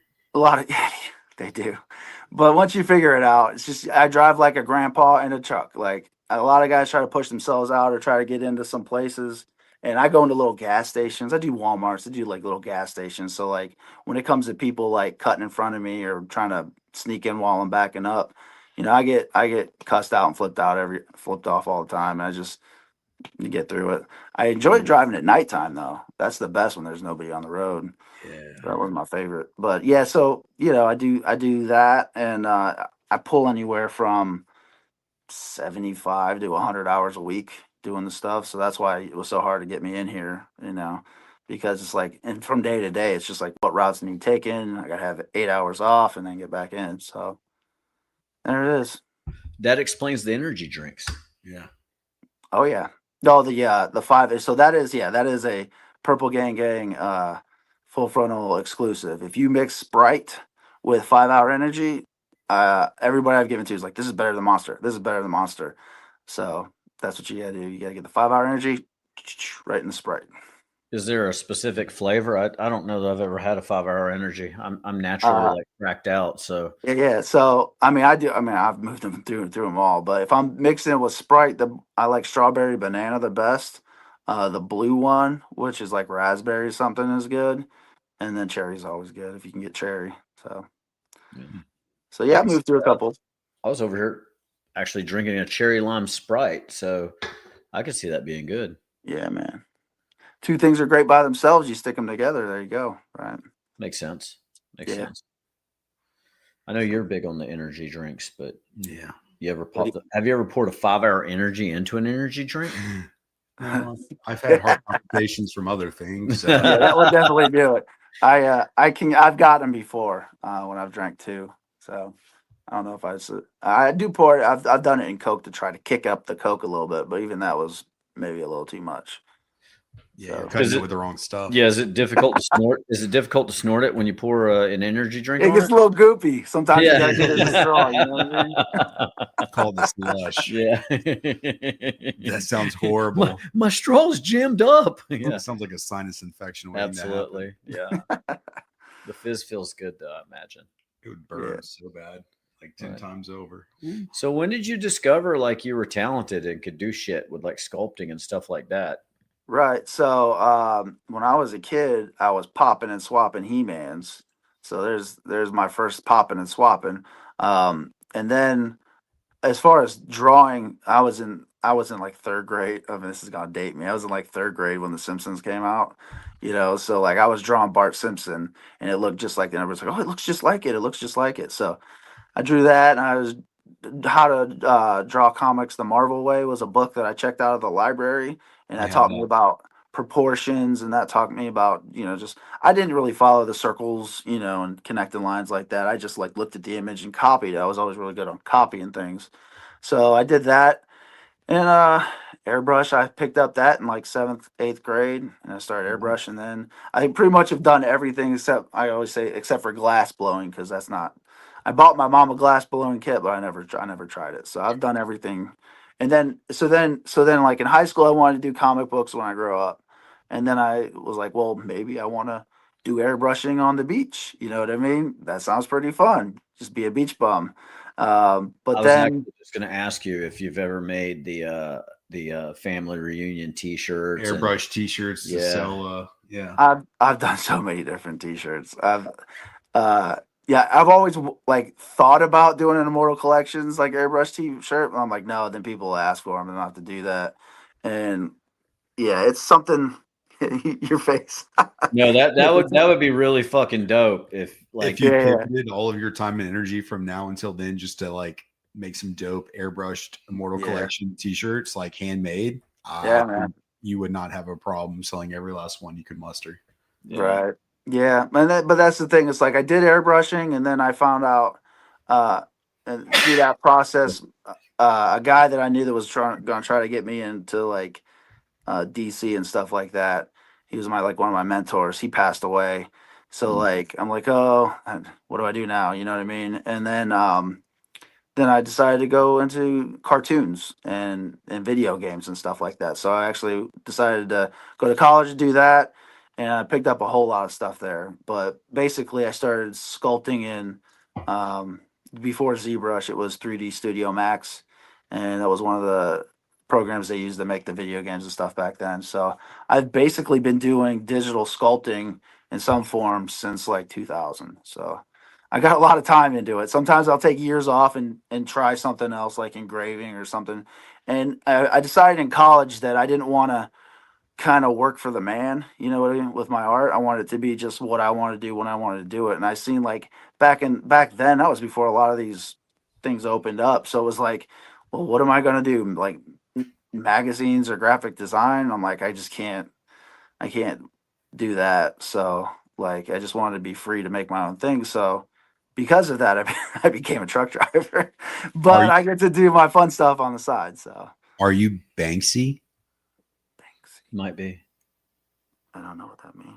Yeah, that's what I would say if I was He's Banksy. definitely Banksy. Yeah. Okay. He doesn't know who Banksy is, right? Have you ever thought about airbrushing lunch boxes and selling them for $39.99 at Legion's Con? You can't undercut. Yeah, I could undercut further than that. Yeah. Undercut further than that. Yeah, I've done so many different projects, but yeah, I landed on the sculpting and the painting on the toys. I mean, it's funny because for so many years I didn't show any of my stuff either. So like I would have things and they would get lost or corrupted on a computer. I've lost like so much work through the years. My wife giggled over there. She reset the computer that had all my college work on it. So I lost all that stuff. And then since we've been doing Legion's parts, I lost about 20 or 30 sculpts because my Mac crashed and it corrupted the hard drive and I lost all that stuff. So since then I put a lot of stuff on Dropbox. Is pretty much how we save all of our stuff now. So that's virtual. So as long as I keep paying for that subscription, I'm not going to lose any more of my work. But yeah, we landed on the 3D sculpting and toys. I'm getting so much fulfillment out of it. I just actually, as far as like wanting to be recognized as an artist, this community has like really just, everybody recognizes everybody. Like you guys all make awesome customs. Everybody makes customs. And I think that as artists, that's all we really want is people to see like, hey, this guy tried something, he made it, and it's cool. So everybody shares it. I think this is just a fun time to be an artist in the world, It's true. For sure. It's really true. I mean, you got so much other bullshit going on, to be able to share your talents with folks and create a distraction and give some enjoyment. That's really what it's all about. Yeah, but it's really neat. Just like I made this.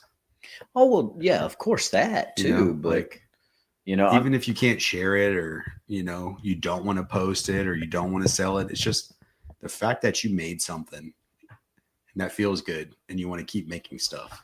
Right. We've made a lot of customs we can't show. It's true. Yeah, there's so many. There's so many. And that feels good. It does feel good. More. Yeah. And we were doing customs before. I mean, I was doing customs before I knew you could share them or take pictures. I remember the first time I got like the Black Series Luke Skywalker and I had an X-Wing in the background and I just laid it on my carpet and I shined a flashlight down on his head so it looked like, it was luminant. That's before I even knew there was toy photography out there. And then you invented it. I think I did, yeah. Back in like 2016. I don't know when it came on. Like I don't know how long Trevor's been doing it or how long it's been on the scene. Like I didn't have Facebook and I didn't have Instagram.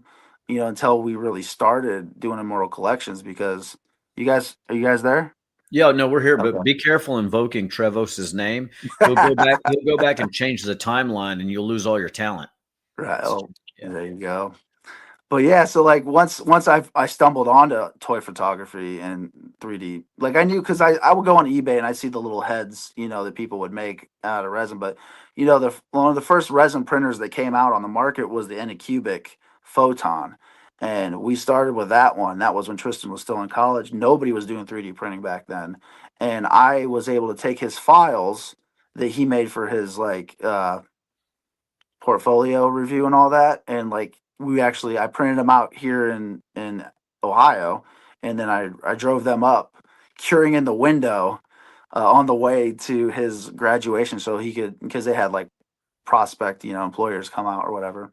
So he was the only guy with these resin things sitting there, but I didn't know anything about it at that point in time. I just knew that it got something together. So as they were sitting there, they still smelled. We didn't cure them enough, and then I have resin that leaked out because I didn't know about supporting it. Yeah, leaked out on my visor, not my visor, my dashboard of my car. So I have a couple little resin leaks. I don't know if Jenny knows that's what that was, but that's what that was. So yeah, so we didn't know anything. It's all a brand new thing, and I don't know how many years we're 6-7 years into it now. So it's you learn stuff, and that's the thing. We've looked at past. If I'm rambling, just let me know. We looked at past sculpts, and some of our sculpts are 6 years old and are holding up perfect. And that was the one thing when we started doing this. I'm like, how long is this stuff going to last? Is it going to degrade? Is it going to be especially that rubber resin that everybody was using for a while there? We found that when it first came out. So at Legion's Con 21, we had rubber parts that I was showing everybody. And then after that, everybody came out with the rubber stuff. But I found that rubber stuff, it smells really bad, and we have bins in the basement or in the garage where you'll just walk into a room, you'll open it, and you'll just get hit with that.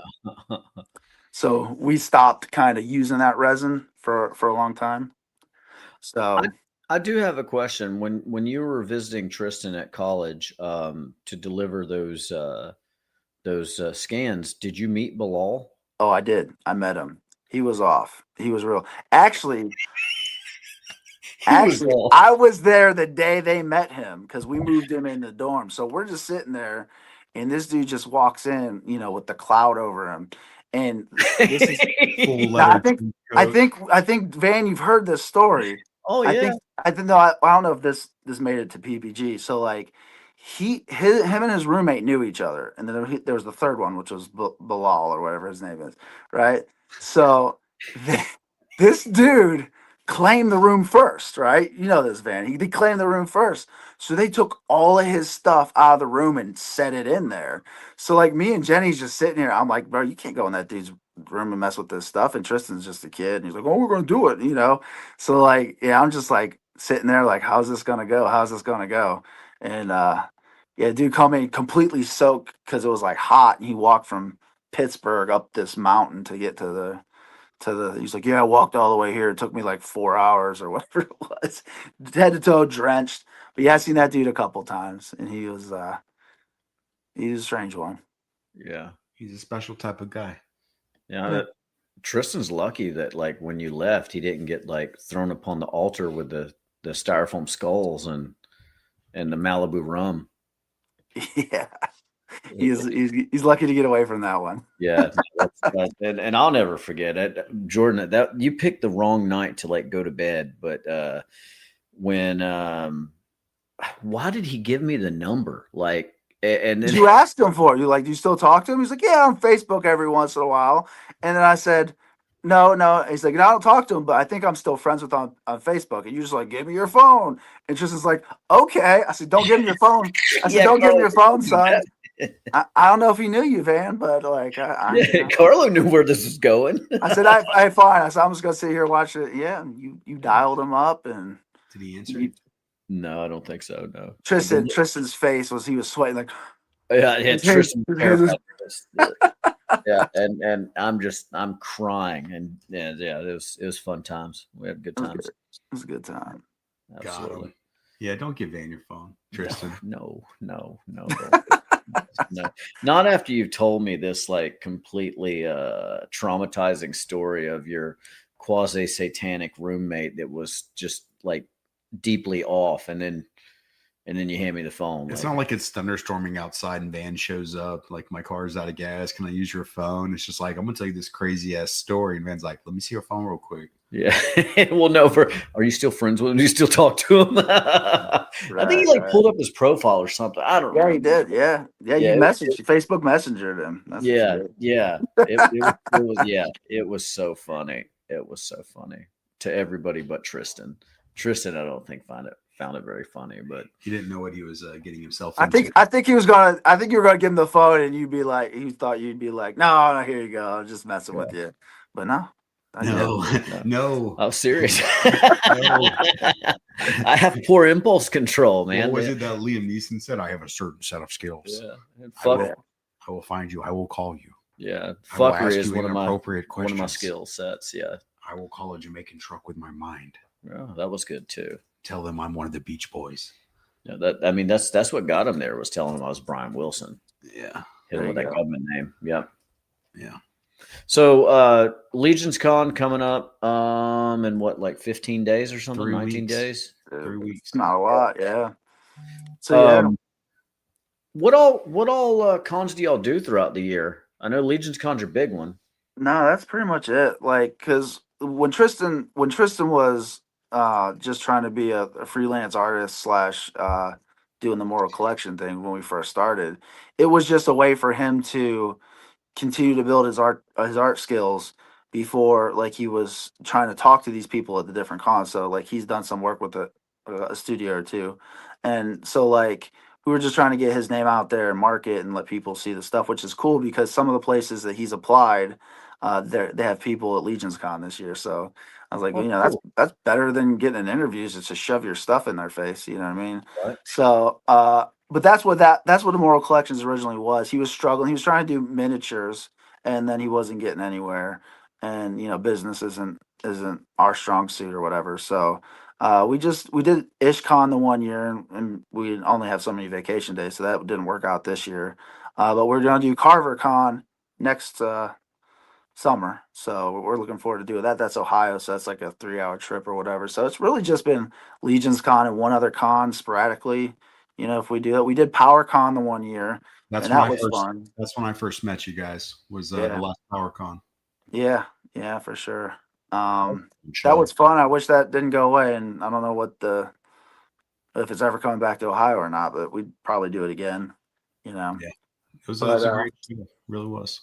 But if we do a con, like a big con like that, I think we should try to have something a little more than just little customs. I think we did really good at PowerCon with the Legions crowd, and the funny thing was I did a lot of He-Man stuff to match those figures, but that's just not a market. You know what I mean? Like, they don't customize He-Man figures. So like, I did a lot of stuff that was He-Man related, but in the end, like, I think Jenny Softgoods did the best at PowerCon. Everybody was snatching up the pants and the capes at the time.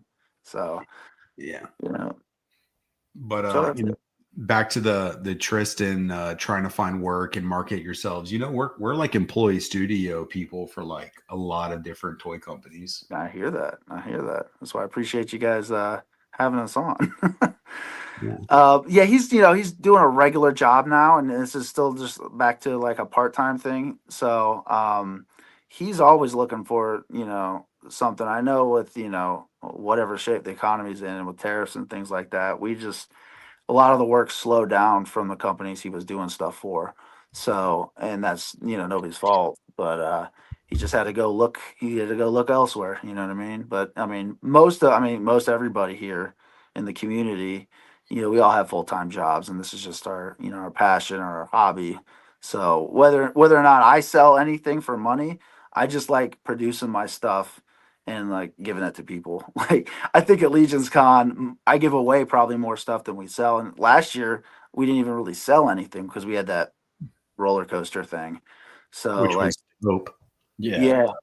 It was so much to bring in. People's asked me, Corey Schwarzenhofer's asking if, are you guys bringing that back? I said, I can't do it. Like, it was like, we run a minivan because Tristan has a girlfriend that comes with us. So like there was like 7 of us fit in that middle minivan, and we had those big planks like shoved every different Right. way above the kids' heads and whatnot. I said, yeah, I can't do that again. I mean, not unless I get a truck and do a pull behind U-Haul, but at that point, it's like that's a little too much, a little too far. We do need to get a Choo Choo Curtis faceplate for the front of the railroad car. That would be that would be good. I'd be all for that. But yeah, that makes sense. That is a lot. You know, I'm still stressing out how we're going to fit all this shit in the car to get up there this year ourselves. Right. Yeah. Because every show we bring just a little bit more, and then when you throw on, you know, X, right? Like saw for X, like you need to get one of those like turtle shell things for the roof of the car that like strap through the windows or something. I don't know. There you go. Those are terrifying though, as far as they the road are. noise. They're so scary. I actually got one from somebody. Like, I don't want it anymore. Like, do you want them? Like, yeah. Like, strap it on the roof. And then I drove around with it empty for like 6 months. I'm like, this looks so stupid. But you know what? I was owning it. They're like, what's in there? I'm like, nothing. Everything. It's just cool. I strapped a canoe to the top of my Jeep one time. I drove around with it for like 2 or 3 weeks. Just I'm not taking that down right now. So we just was like a canoe guy. It was difficult getting through like drive-thrus. You know what I mean? You just left the canoe up on the Jeep. Fuck it. They'll know. They'll know. Yeah, I'm that guy. I'm the guy. No, we took a trip down. I think we drove to like Miami for a cruise, and so it was like a solid 13-hour drive, and we were in like a Toyota 4Runner, I think is what we had with that, and just the whole time. So like you constantly feel like something's about to tear off. Torrential downpours, so we're like, okay, our shit gets soaked, and like, yeah. And then when we got back for the trip, I'm like, man, fuck this thing. I took it off pretty quickly and tossed it in the shed and never used it again. Was the torrential downpour quite as bad as the hurricane we drove through to get to Joe Lama?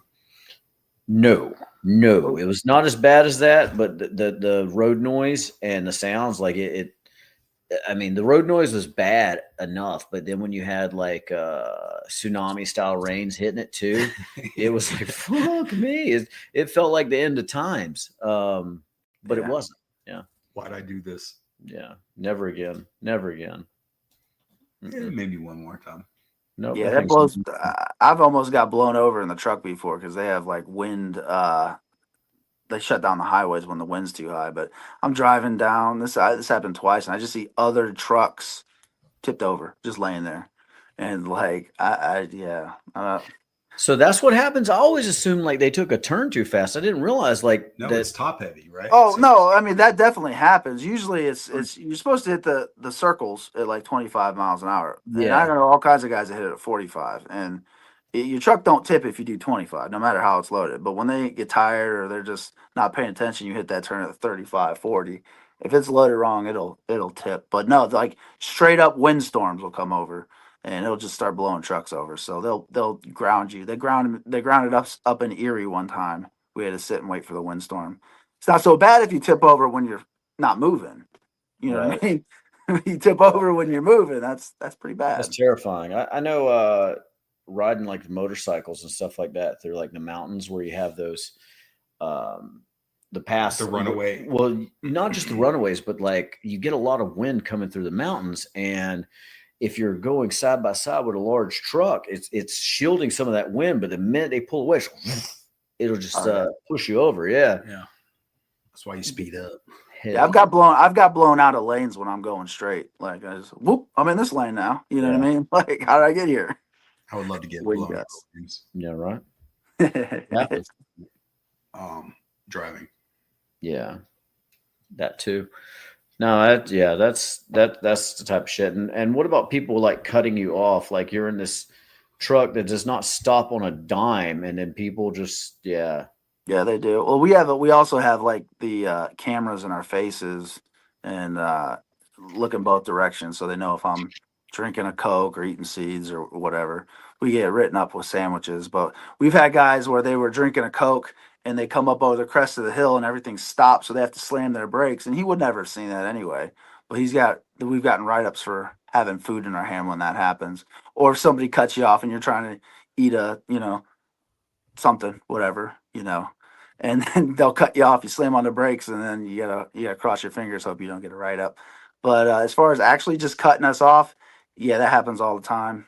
And they don't understand. Yeah, they don't understand that. Takes a while for you to slow down. I do it all the time, knowing how it takes a long time to slow down. I still do it. I don't know why. I'm a bad person. This is just me trying to get some sort of salvation for admitting my crimes.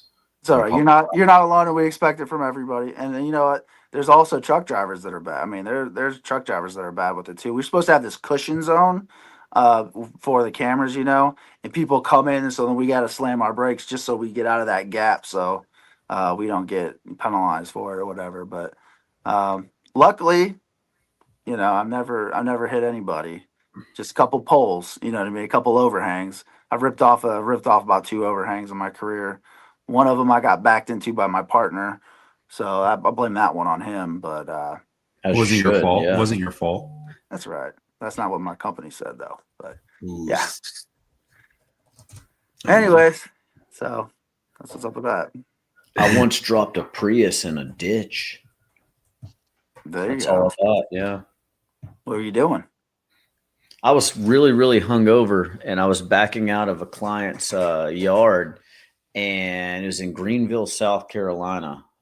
And it's probably why I hate that town. But anyways, they had like them deep ass ditches that are like fucking obscenely deep, like 6 feet deep. And I backed I really wasn't used to the cameras on that Prius yet, and I'm backing through it, and I just hit the wrong angle, and next thing you know, I'm looking at like this, and I'm like, shit. And it's me and my business partner's little brother, and we're trying to like physically push this Prius out of the ditch. That ain't fucking happening. And I had this vehicle like 7 days, like it was new, and luckily some good old boys came through and they pulled me out. But yeah, that was my Prius in a ditch story. Very, very cool. Didn't do that twice. I went into ditches when I was delivering pizzas when I was younger. I had a Firebird that handled like crap in the snow. So I've got myself into ditches. I've got myself out of ditches. You use the little floor mat trick. You just wedge it underneath there and then gun it as hard as you can. But yeah, we don't get snow. You don't get snow. I got stuck on the I don't know what the actual name for it, the Mansfield bar or whatnot on the back of the trucks that keep you from going underneath it. Yeah. You know why that is, right? Oh yeah, because Jane Mansfield took her head off. Yep. Yeah, that's crazy. I was it was in Dallas, and it was like rush hour traffic or whatever, and this semi just slammed on brakes, locked it up right in front of me, and I was not able to stop in time, like slick, wet, whatever. And so I hit him, and I didn't realize that it had lodged. My hood was like stuck underneath that Mansfield bar. And so when he started to move forward, my vehicle's getting, drugged through, and I'm laying on the horn, and I'm totally in the blind spot. He has no idea. He can't hear you. Yeah, he can't hear that horn. And it was like the impact was maybe 5 miles an hour because it was, bumper to bumper. But he's dragging me, and I'm like honking the horn. People around me are honking the horn. He has no idea. I had to put my vehicle in reverse and just stomp on it, and it that got me out from under it. But wow. Yeah. That was some shit, crazy. Man. Yeah. I don't know what that bar is. If I would have known where he was going, I would have just put it in neutral, and maybe I would have got to work sooner. But save some gas. Yeah, definitely. Yeah. Yeah, I have no idea what that Mansfield. So you look at you got the bumper on a truck, right? And you got that little bar. It almost looks like a T that comes down from it, and that's to keep people from going up underneath that truck. And it gets stuck. It gets stuck on everything too. So if you take a hill and you get stuck on the landing gear, which is in the front, because that's maybe a foot off the ground, or that bar, your front, you'll be fine, and you just start scraping it. I've ruined so many parking lots with that bar, just gouging it, just because you can get through it.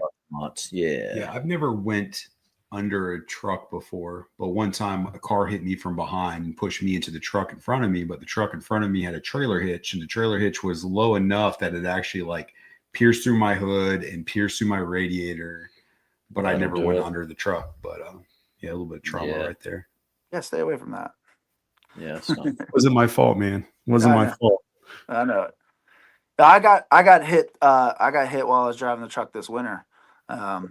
So I was just minding my business in my lane, just eating my seeds, trying to stay awake. And it was icy roads that day, winter, up by Lake Erie.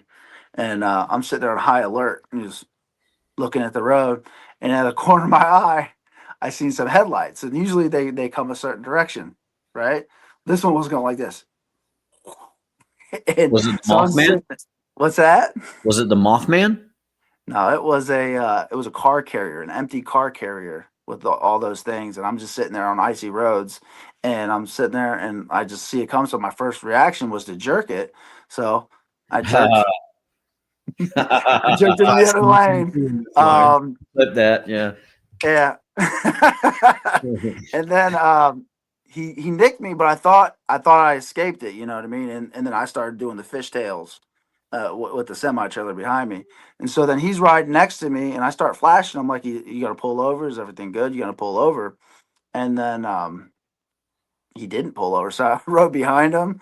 And then I said, well, maybe we didn't hit. Like I thought I didn't get hit. So then I drove down the next exit where I was supposed to get off. I looked and I had red scratches all up the side of my trailer.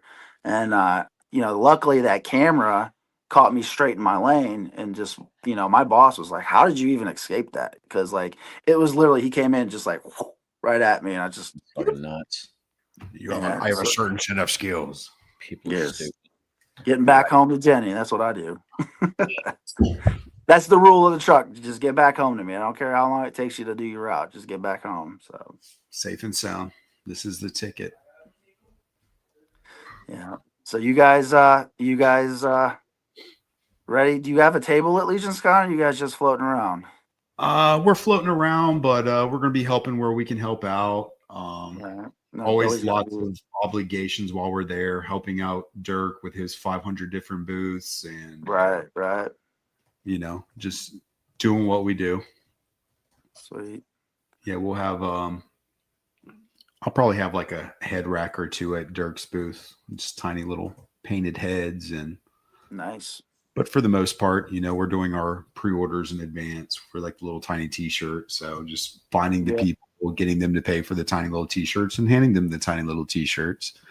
But, we're getting there on Tuesday and leaving on Monday. So we make a whole week out of it, but we'll be busy from the time we get there till the time we leave, and it's going to be nothing but fun. So, yeah. So I think I missed your show last year because I was setting up that big old roller coaster thing. So hopefully this year we're just going to set the figures and the heads on the table, and I'm going to go up there and get some sausages. Yeah, we try to, we're starting it at 9:00 this year. That way everybody should be done setting up. Because I know last year it was super stressful because I was helping Lynn set up the Wolf King booth. And then, Curtis is calling, hey, I need you to come up to the customizing studio. We're about to start. As soon as the customizing studio ended, it was time for PGG Live. And this was after spending 7, 8, 9 hours sitting in the auditorium watching G-Con. So Friday last year was just packed to the gills. So yeah, didn't leave a lot of time for smoking crack. That's for sure. That's why we're doing it this year. Yeah, snorting your Mio with it. Your 5-hour energy. I just figured, I've made it 45 years on this planet without smoking crack, and I don't want to make it 46. So there you go. Legion's Con 25. Everybody's going to be out by the fire pit smoking what they smoke, and I'm going to come out there. There's no Popeye van this year. No crackhead van. Yeah, he's going to be helping everybody. He's going to be in the parking lot, just helping people bring luggage into the hotel and setting up. He's going washing windows and shit. 500 totes on his back, walking it inside. Take it too long. Give me your totes too. Yeah. And then of course the newspapers and the crack to the gills. Hey, come on, man. Exactly. Yeah, I'm gonna have my windshield washing business going on this year. So nice. It just makes sense. It's, we gotta do what we gotta do. No, probably no crack, but yeah, definitely less bourbon this year. See, I already got mine bought, so I figure that everybody's gonna try to get them 1.6 what is it? Bourbon, whatever they got going. What was that drink that they're making? Oh, They make it with my bullet. Yeah. the Terrence St. John. Yeah. I don't know. I mean, I like bullets. So, I mean, I'm not saying there will be no bourbon, just significantly less bourbon. And less coffee tables, right? Yeah. Oh Nightstands. no, that was the fucking marble nightstand, dude. Shit. Yeah. No, my forehead still hurts from that thing. Yeah. No more of those. No more of those at all. Just I just want less hangovers, and I want more memories. Yeah, for sure. Memories, bring back memories, bring back. Yeah, It's rough. It's rough because I had such a, I drove up after work Friday. We our yearly G-Con thing is listen to it on the drive up. It really shortens the 6 to 8 hour drive it takes us to get up there. So we're always just looking at reveals while we're going up. But yeah, well, I was up Friday night and we were just riding that high until like me and Mal shut down the thing the one day. So it's like I'm looking forward to seeing them guys, but like Saturday was rough and Tristan slept in. So then like Saturday night I had nothing left in the tank, so I just didn't even hang out last year on Saturday night. I just slept. So trying to pace yourself for it is the tricky thing. Well, luckily the floor will be opening up an hour later than last year. That helps. Yeah. So I'm happy for that. Yeah. Because I walked down there like a damn zombie last year. Like, people were giving me stuff, and I'm just like, I don't know where I am right now. And I just left it. Last year, I ran the whole booth for like the second day because Tristan didn't come down till afternoon. I said, "You missed half the day, bud." He's like, "Yeah, but it's good having us three at the booth because, and I could even stick one of my middle son. He's old enough to just stand there if I need him to now. So like we got our booth stacked. So because that first year at Legion's Con, we stood behind the table the whole time, and that's a long day. That was just a one day. You got to get comfortable shoes. You got to wander. Oh yeah. And then we stood up the whole time because of the first. I guess we're not turning the booths in this year at the first Alliance thing, so we get to sit down this year. So I know the Euro guys are going to be happy about that. Yeah, if you can't sit down, that just doesn't seem very American to me. Oh, I know. And poor Matt Stein, dude, was having all the foot issues, and was he? Yeah. No, he was having some major we all like a nice foot sit. pains. Yeah, and of all the people that needed to sit down, poor Matt. Yeah. Well, they had three of them at that booth, so they could tag off. Right. Well, we ended up dragging a chair to like the end cap of the far island, with that long hallway part. So he could eventually sit, but so there's no First Alliance turn in this year. I don't think so. I heard from a couple of people. We got a little thing where people are talking, like a messenger thing, and I haven't heard anything about the turn in thing. But I watched Anthony on Euro Legions. Yeah, and he said basically told Rich you'll be happy that you can sit down this year. So I'm guessing that means we're not turning it in.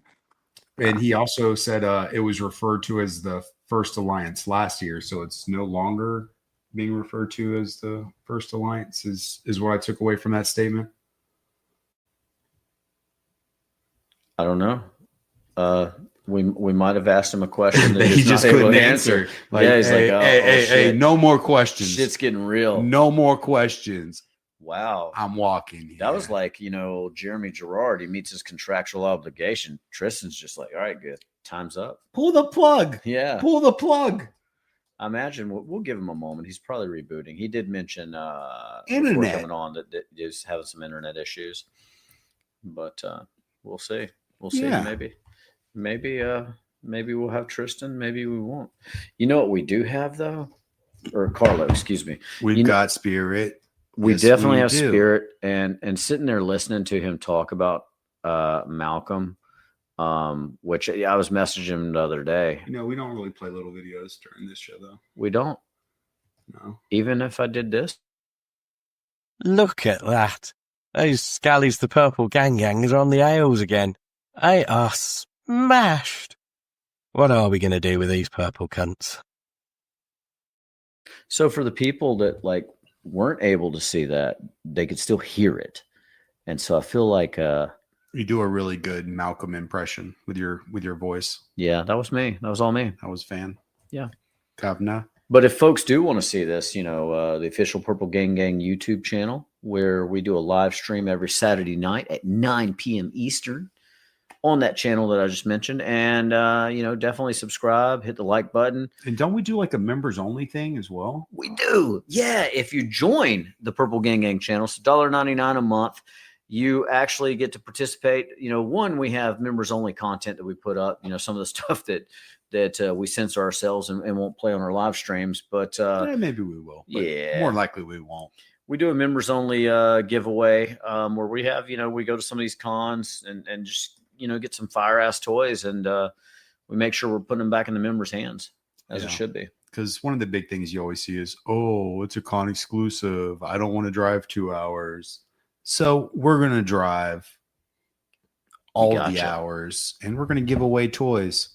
All you have to do is be a member of the Purple Gang Gang It's pretty YouTube easy channel. And we do the members only giveaways once a month. And on average, we do between 7 and 10 giveaways. That's true. Yeah. And if you're not already, you know, definitely check out Immortal Collections on pretty much every social media. And if you're going to be at Legion's Con, don't make a mistake and not go by that booth as soon as you get in there, because they always absolutely bring the fire. And sorry guys, that internet will get you. We figured we just asked the wrong question because it's really perfect timing. Yeah, it was good TV. Yeah, and what were we on? We were on the First Alliance. Yeah, or something. Yeah, something like that.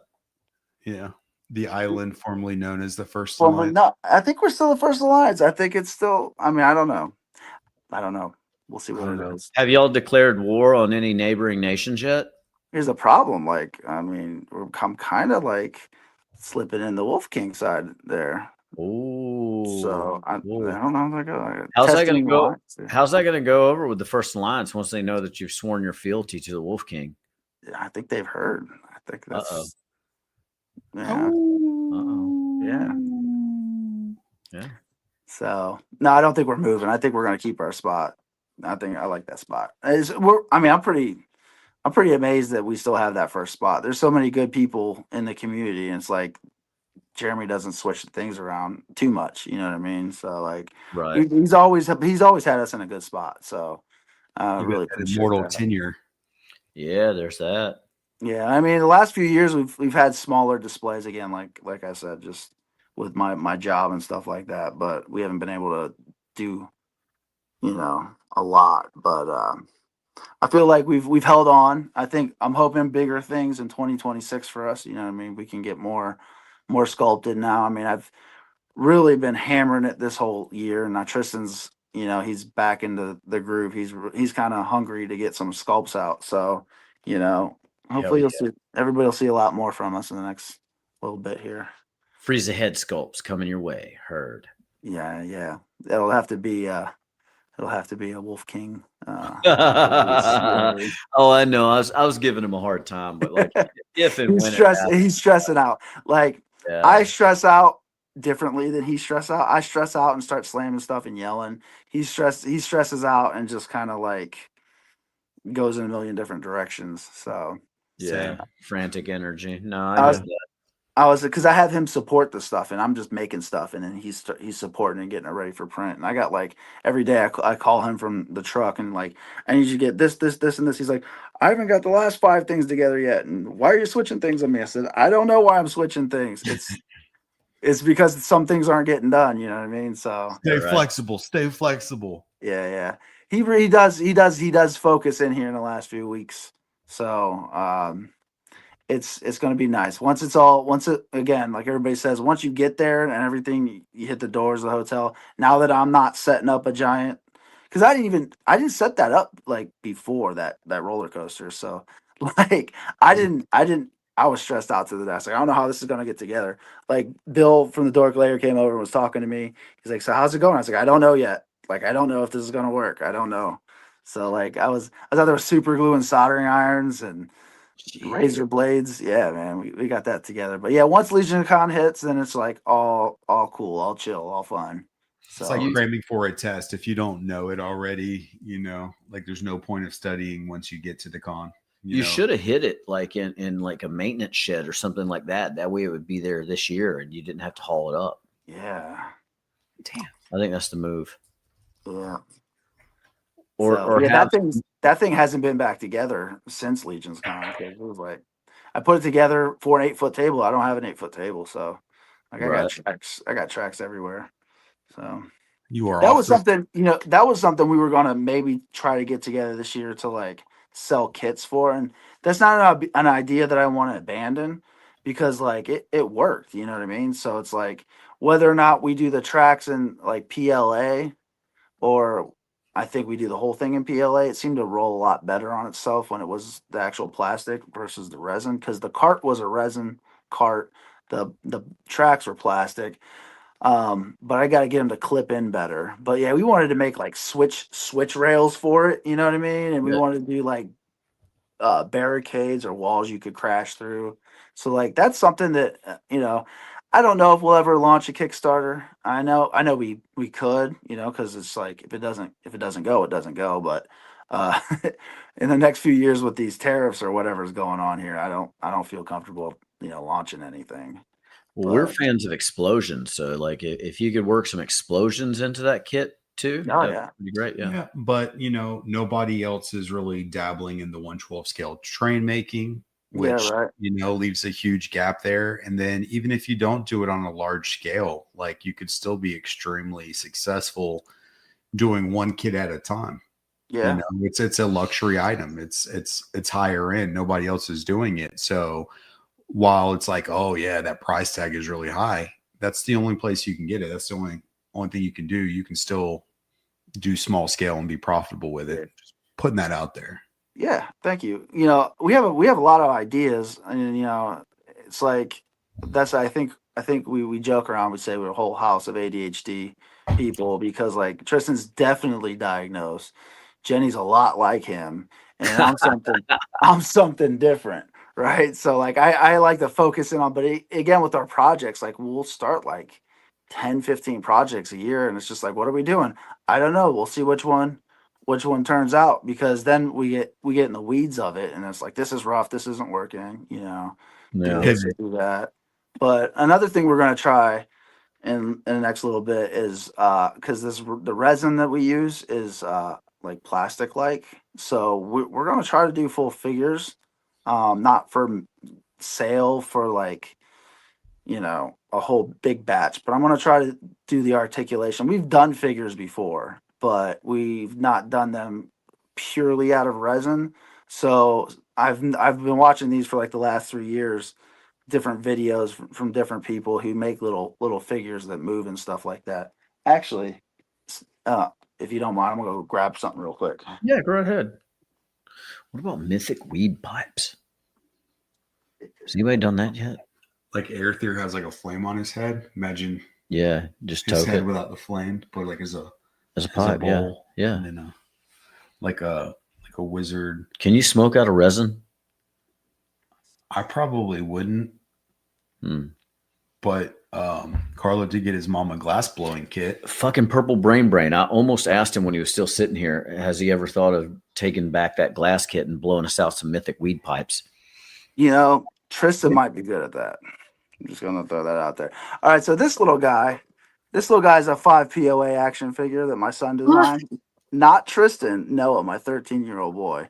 Is that olive oil? It's just a little. We call him Rickon. It's his name. We're gonna do a video game with him. That's dope. Yeah, so he moves, and I've been articulating this guy for the last year. So this is kind of like the 5 POA that we're like looking at. So these are something that I just print up on the computer.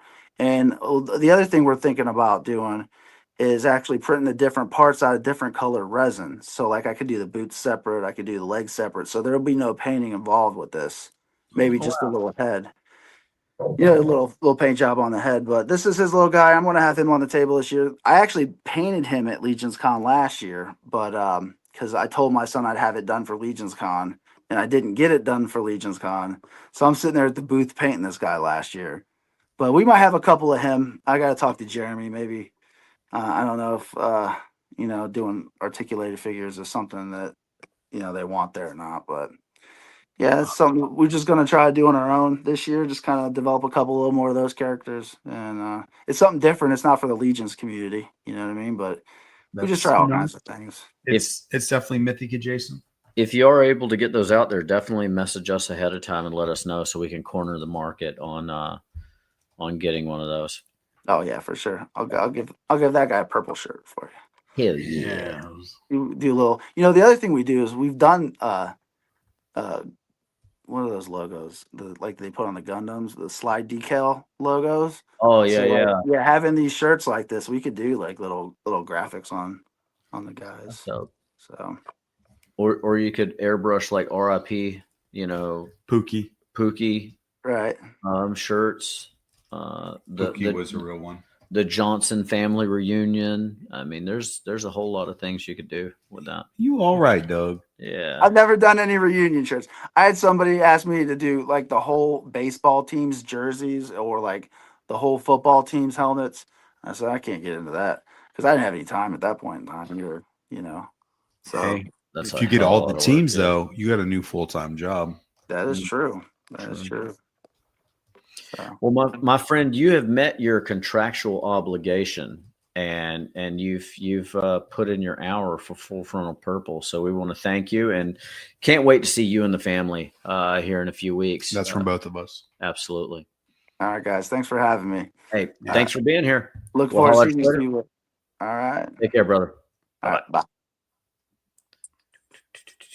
You just listened to Full Frontal Purple with the Purple Gang Gang. You can check out these two crazy purple cats live every Saturday night at 9 p.m. Eastern on YouTube at Official Purple Gang Gang. It's so purple, you can't live without it. Or at least I wouldn't try. And back to the music, folks. And this one goes out to Immortal Collections. You're a real one. Immortal Collections, Immortal Confections. Carlo puts the sweets in his mouth, the whole mouth, fills it up good. Stay away, diabetes. Carlo is immortal. So hop through the portal, the immortal portal. I like turtles. Hey, where's Trident? Warlock on the prowl. Where is Tristan? Warlock's on the prowl. Immortal confections, immortal collections, immortal connections of confection collections. Wubba lubba dub. Doody, Rosie got a poopy pee poo poo doo. You are tuned in to 112 FM on your radio dial. This is Bandito Radio.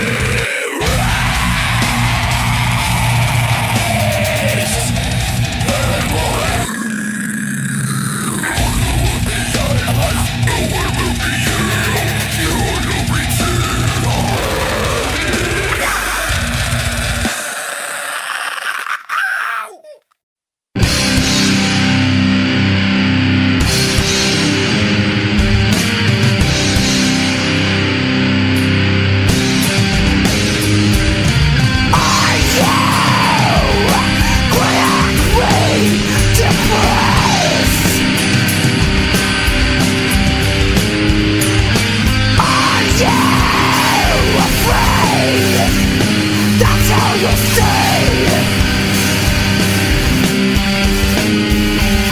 We've got a miracle drug to make your problems go away.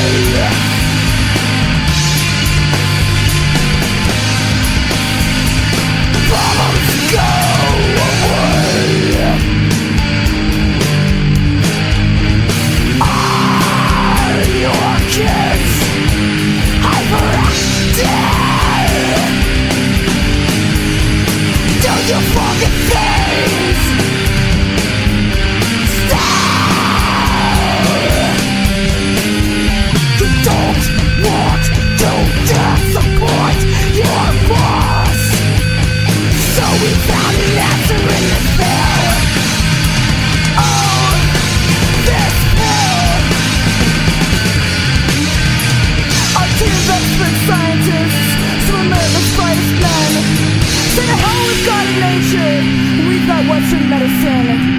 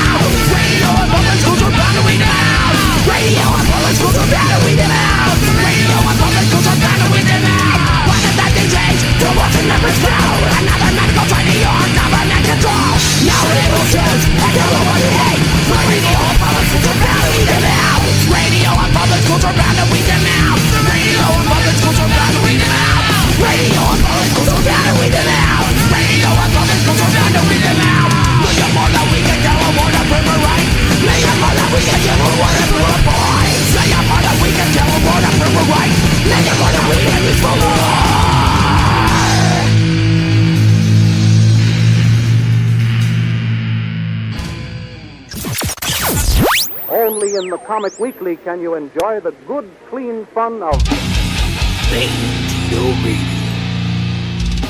Now, how about this one from Iron Spires?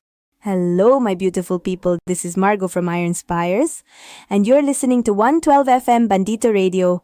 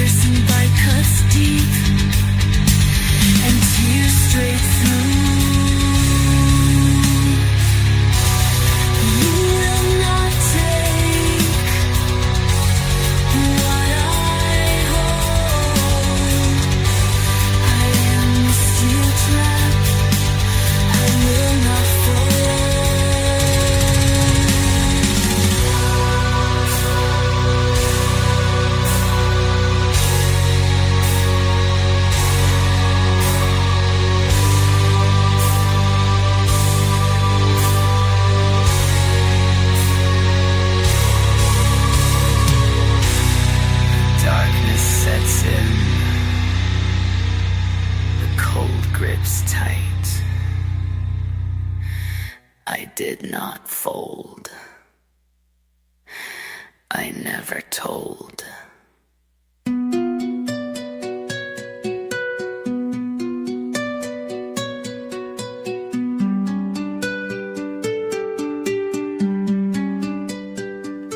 I never told.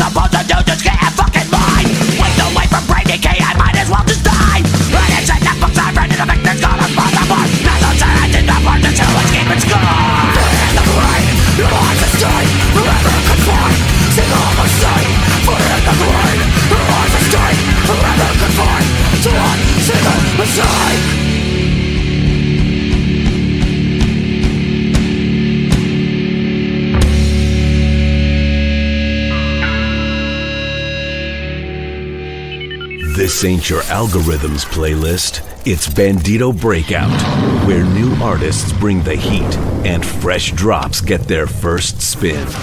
If it's raw, real, and ready to erupt, you'll hear it here first. Bandito Radio 112 FM. We don't follow trends, we break them.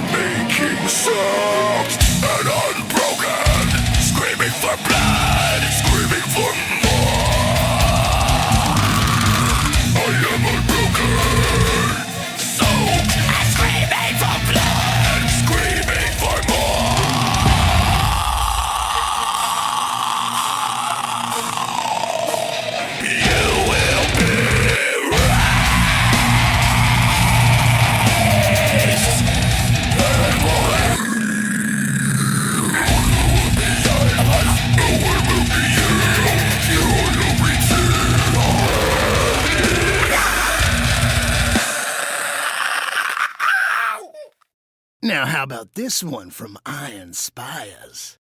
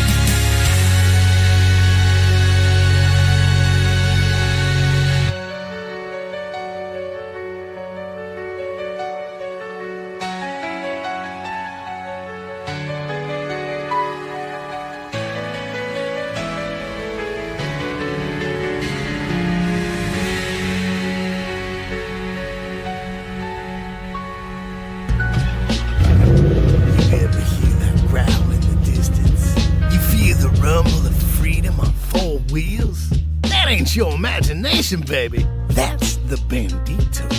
A 1/12 scale beast built for legends, designed for the daring. From the creative minds at OddFrog Entertainment comes the baddest ride in the toy game.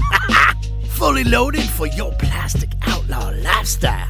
With swappable parts, rugged details, and room for the fiercest figures. The Bandito isn't just a vehicle, it's a statement, baby. Built for toy photographers and customizers. Designed by collectors. This is Hal and Jim Jackson telling you straight, baby. If your shelf don't shake when this thing rolls in, you ain't doing it right. The Bandito. Only from OddFrog Entertainment. Ow!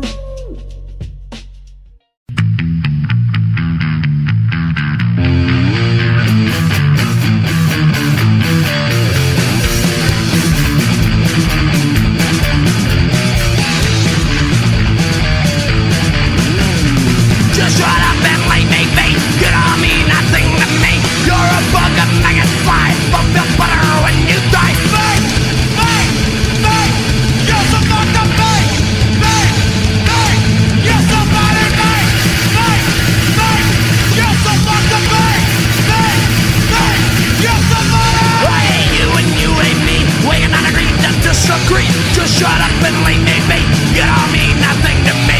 Talking shit behind closed doors and the toys are crap they wanna hear. Talking shit behind closed doors on the crap wanna hear. Bang, bang, bang. Yes, I'm not the bang, bang, bang.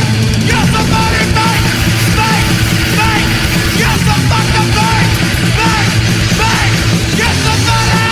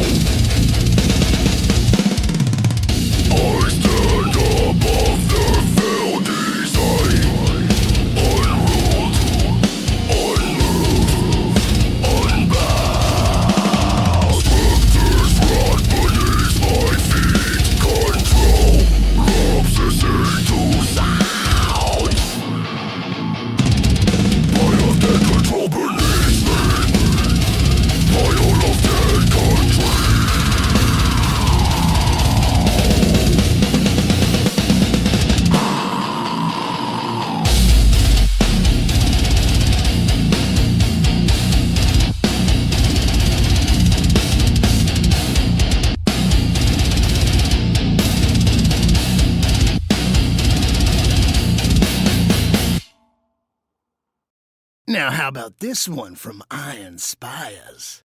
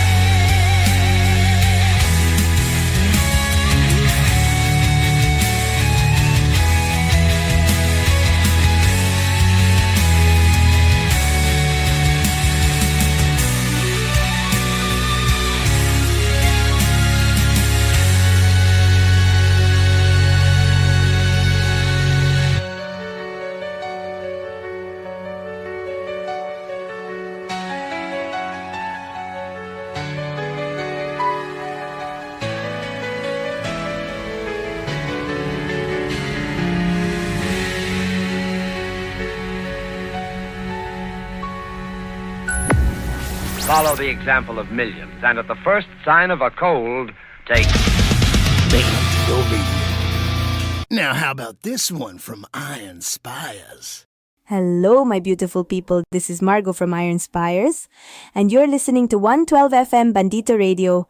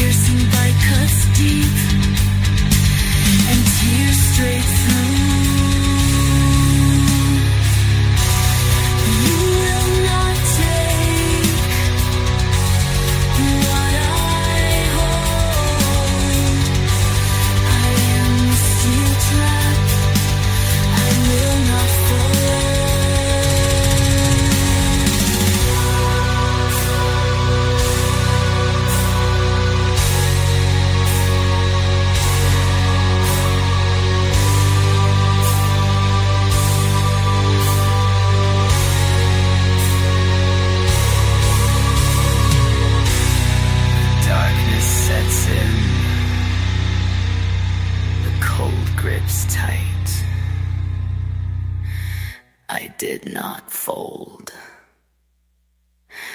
I never told.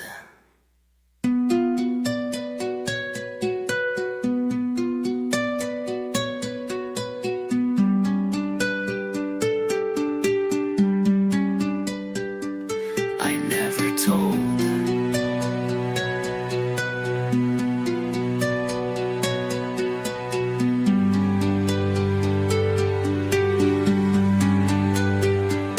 I never told.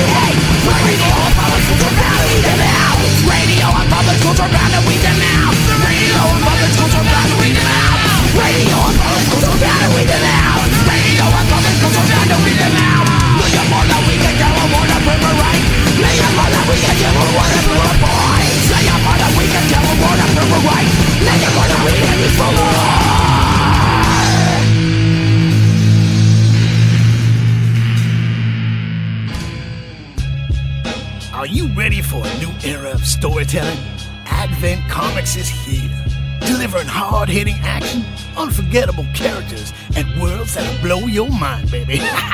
Dive into the gritty streets of Southside, where heroes walk a razor's edge between justice and vengeance. Or join Dalton Malone as he hunts in the darkness where no one else dares. From cosmic battles to street-level justice, Advent Comics has it all. The stories are bold, baby, and the action is relentless. The adventure never stops. Advent Comics. The future of comics starts now. Are you ready?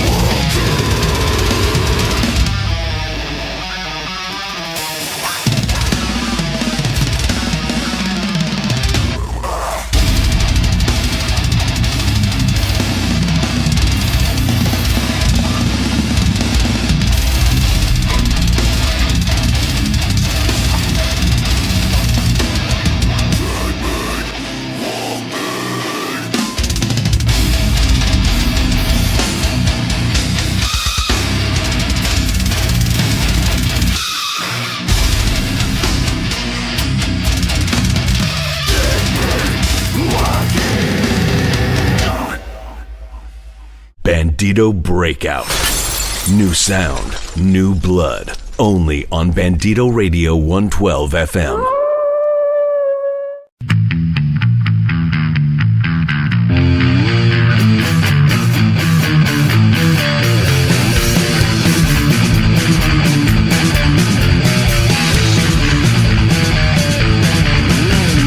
Just shut up and leave me be. You don't mean nothing to me. You're a bug of maggot fly. Fuck the butter when you die. Bang, bang, bang. You're so fucked up. Bang, bang, bang. You're somebody. Bang, bang, bang. You're so fucked up. Bang, bang, bang. You're somebody. I hate you and you hate me. We cannot agree to disagree. Just shut up and leave me be. You don't mean nothing to me. Talking shit behind closed ears and the toys of crap they wanna hear. Talking shit behind closed ears on the crap wanna hear. Bang, bang, you're so fucked up. Bang, bang, bang, you're somebody. Bang, bang, bang, you're so fucked up. Bang, bang, bang, you're somebody.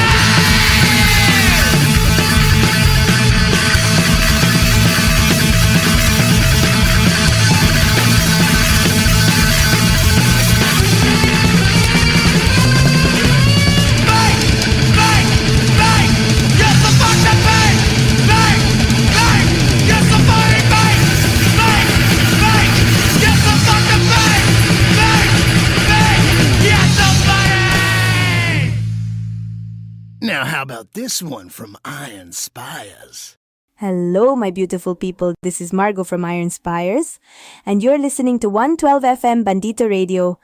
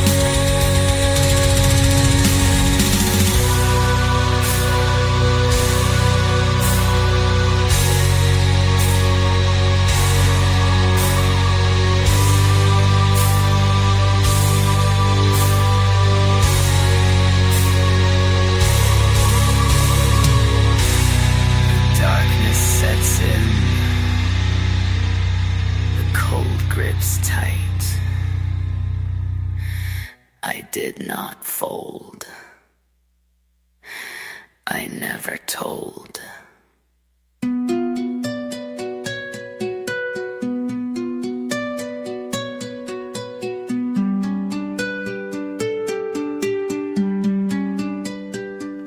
I never told.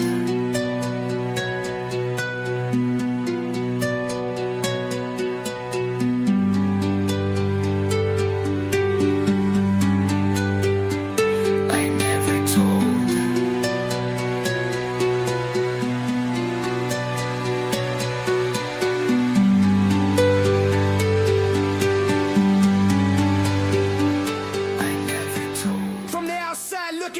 This is David Varner. You're locked into Bandito Radio, where culture rides shotgun.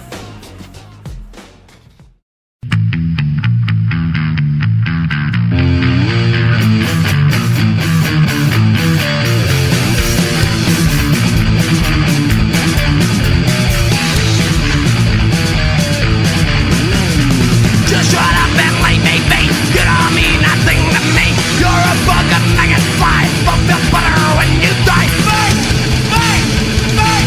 You're so fucked up, bang, bang, bang. You're so bad at bang, bang, bang. You're so fucked up, bang, bang, bang. You're so bad. I hate you and you hate me. We cannot agree to disagree. Just shut up and let me be. You don't mean nothing to me. Talking shit behind closed doors and the toys and crap they wanna hear. Talking shit behind closed doors, behind the crap wanna hear.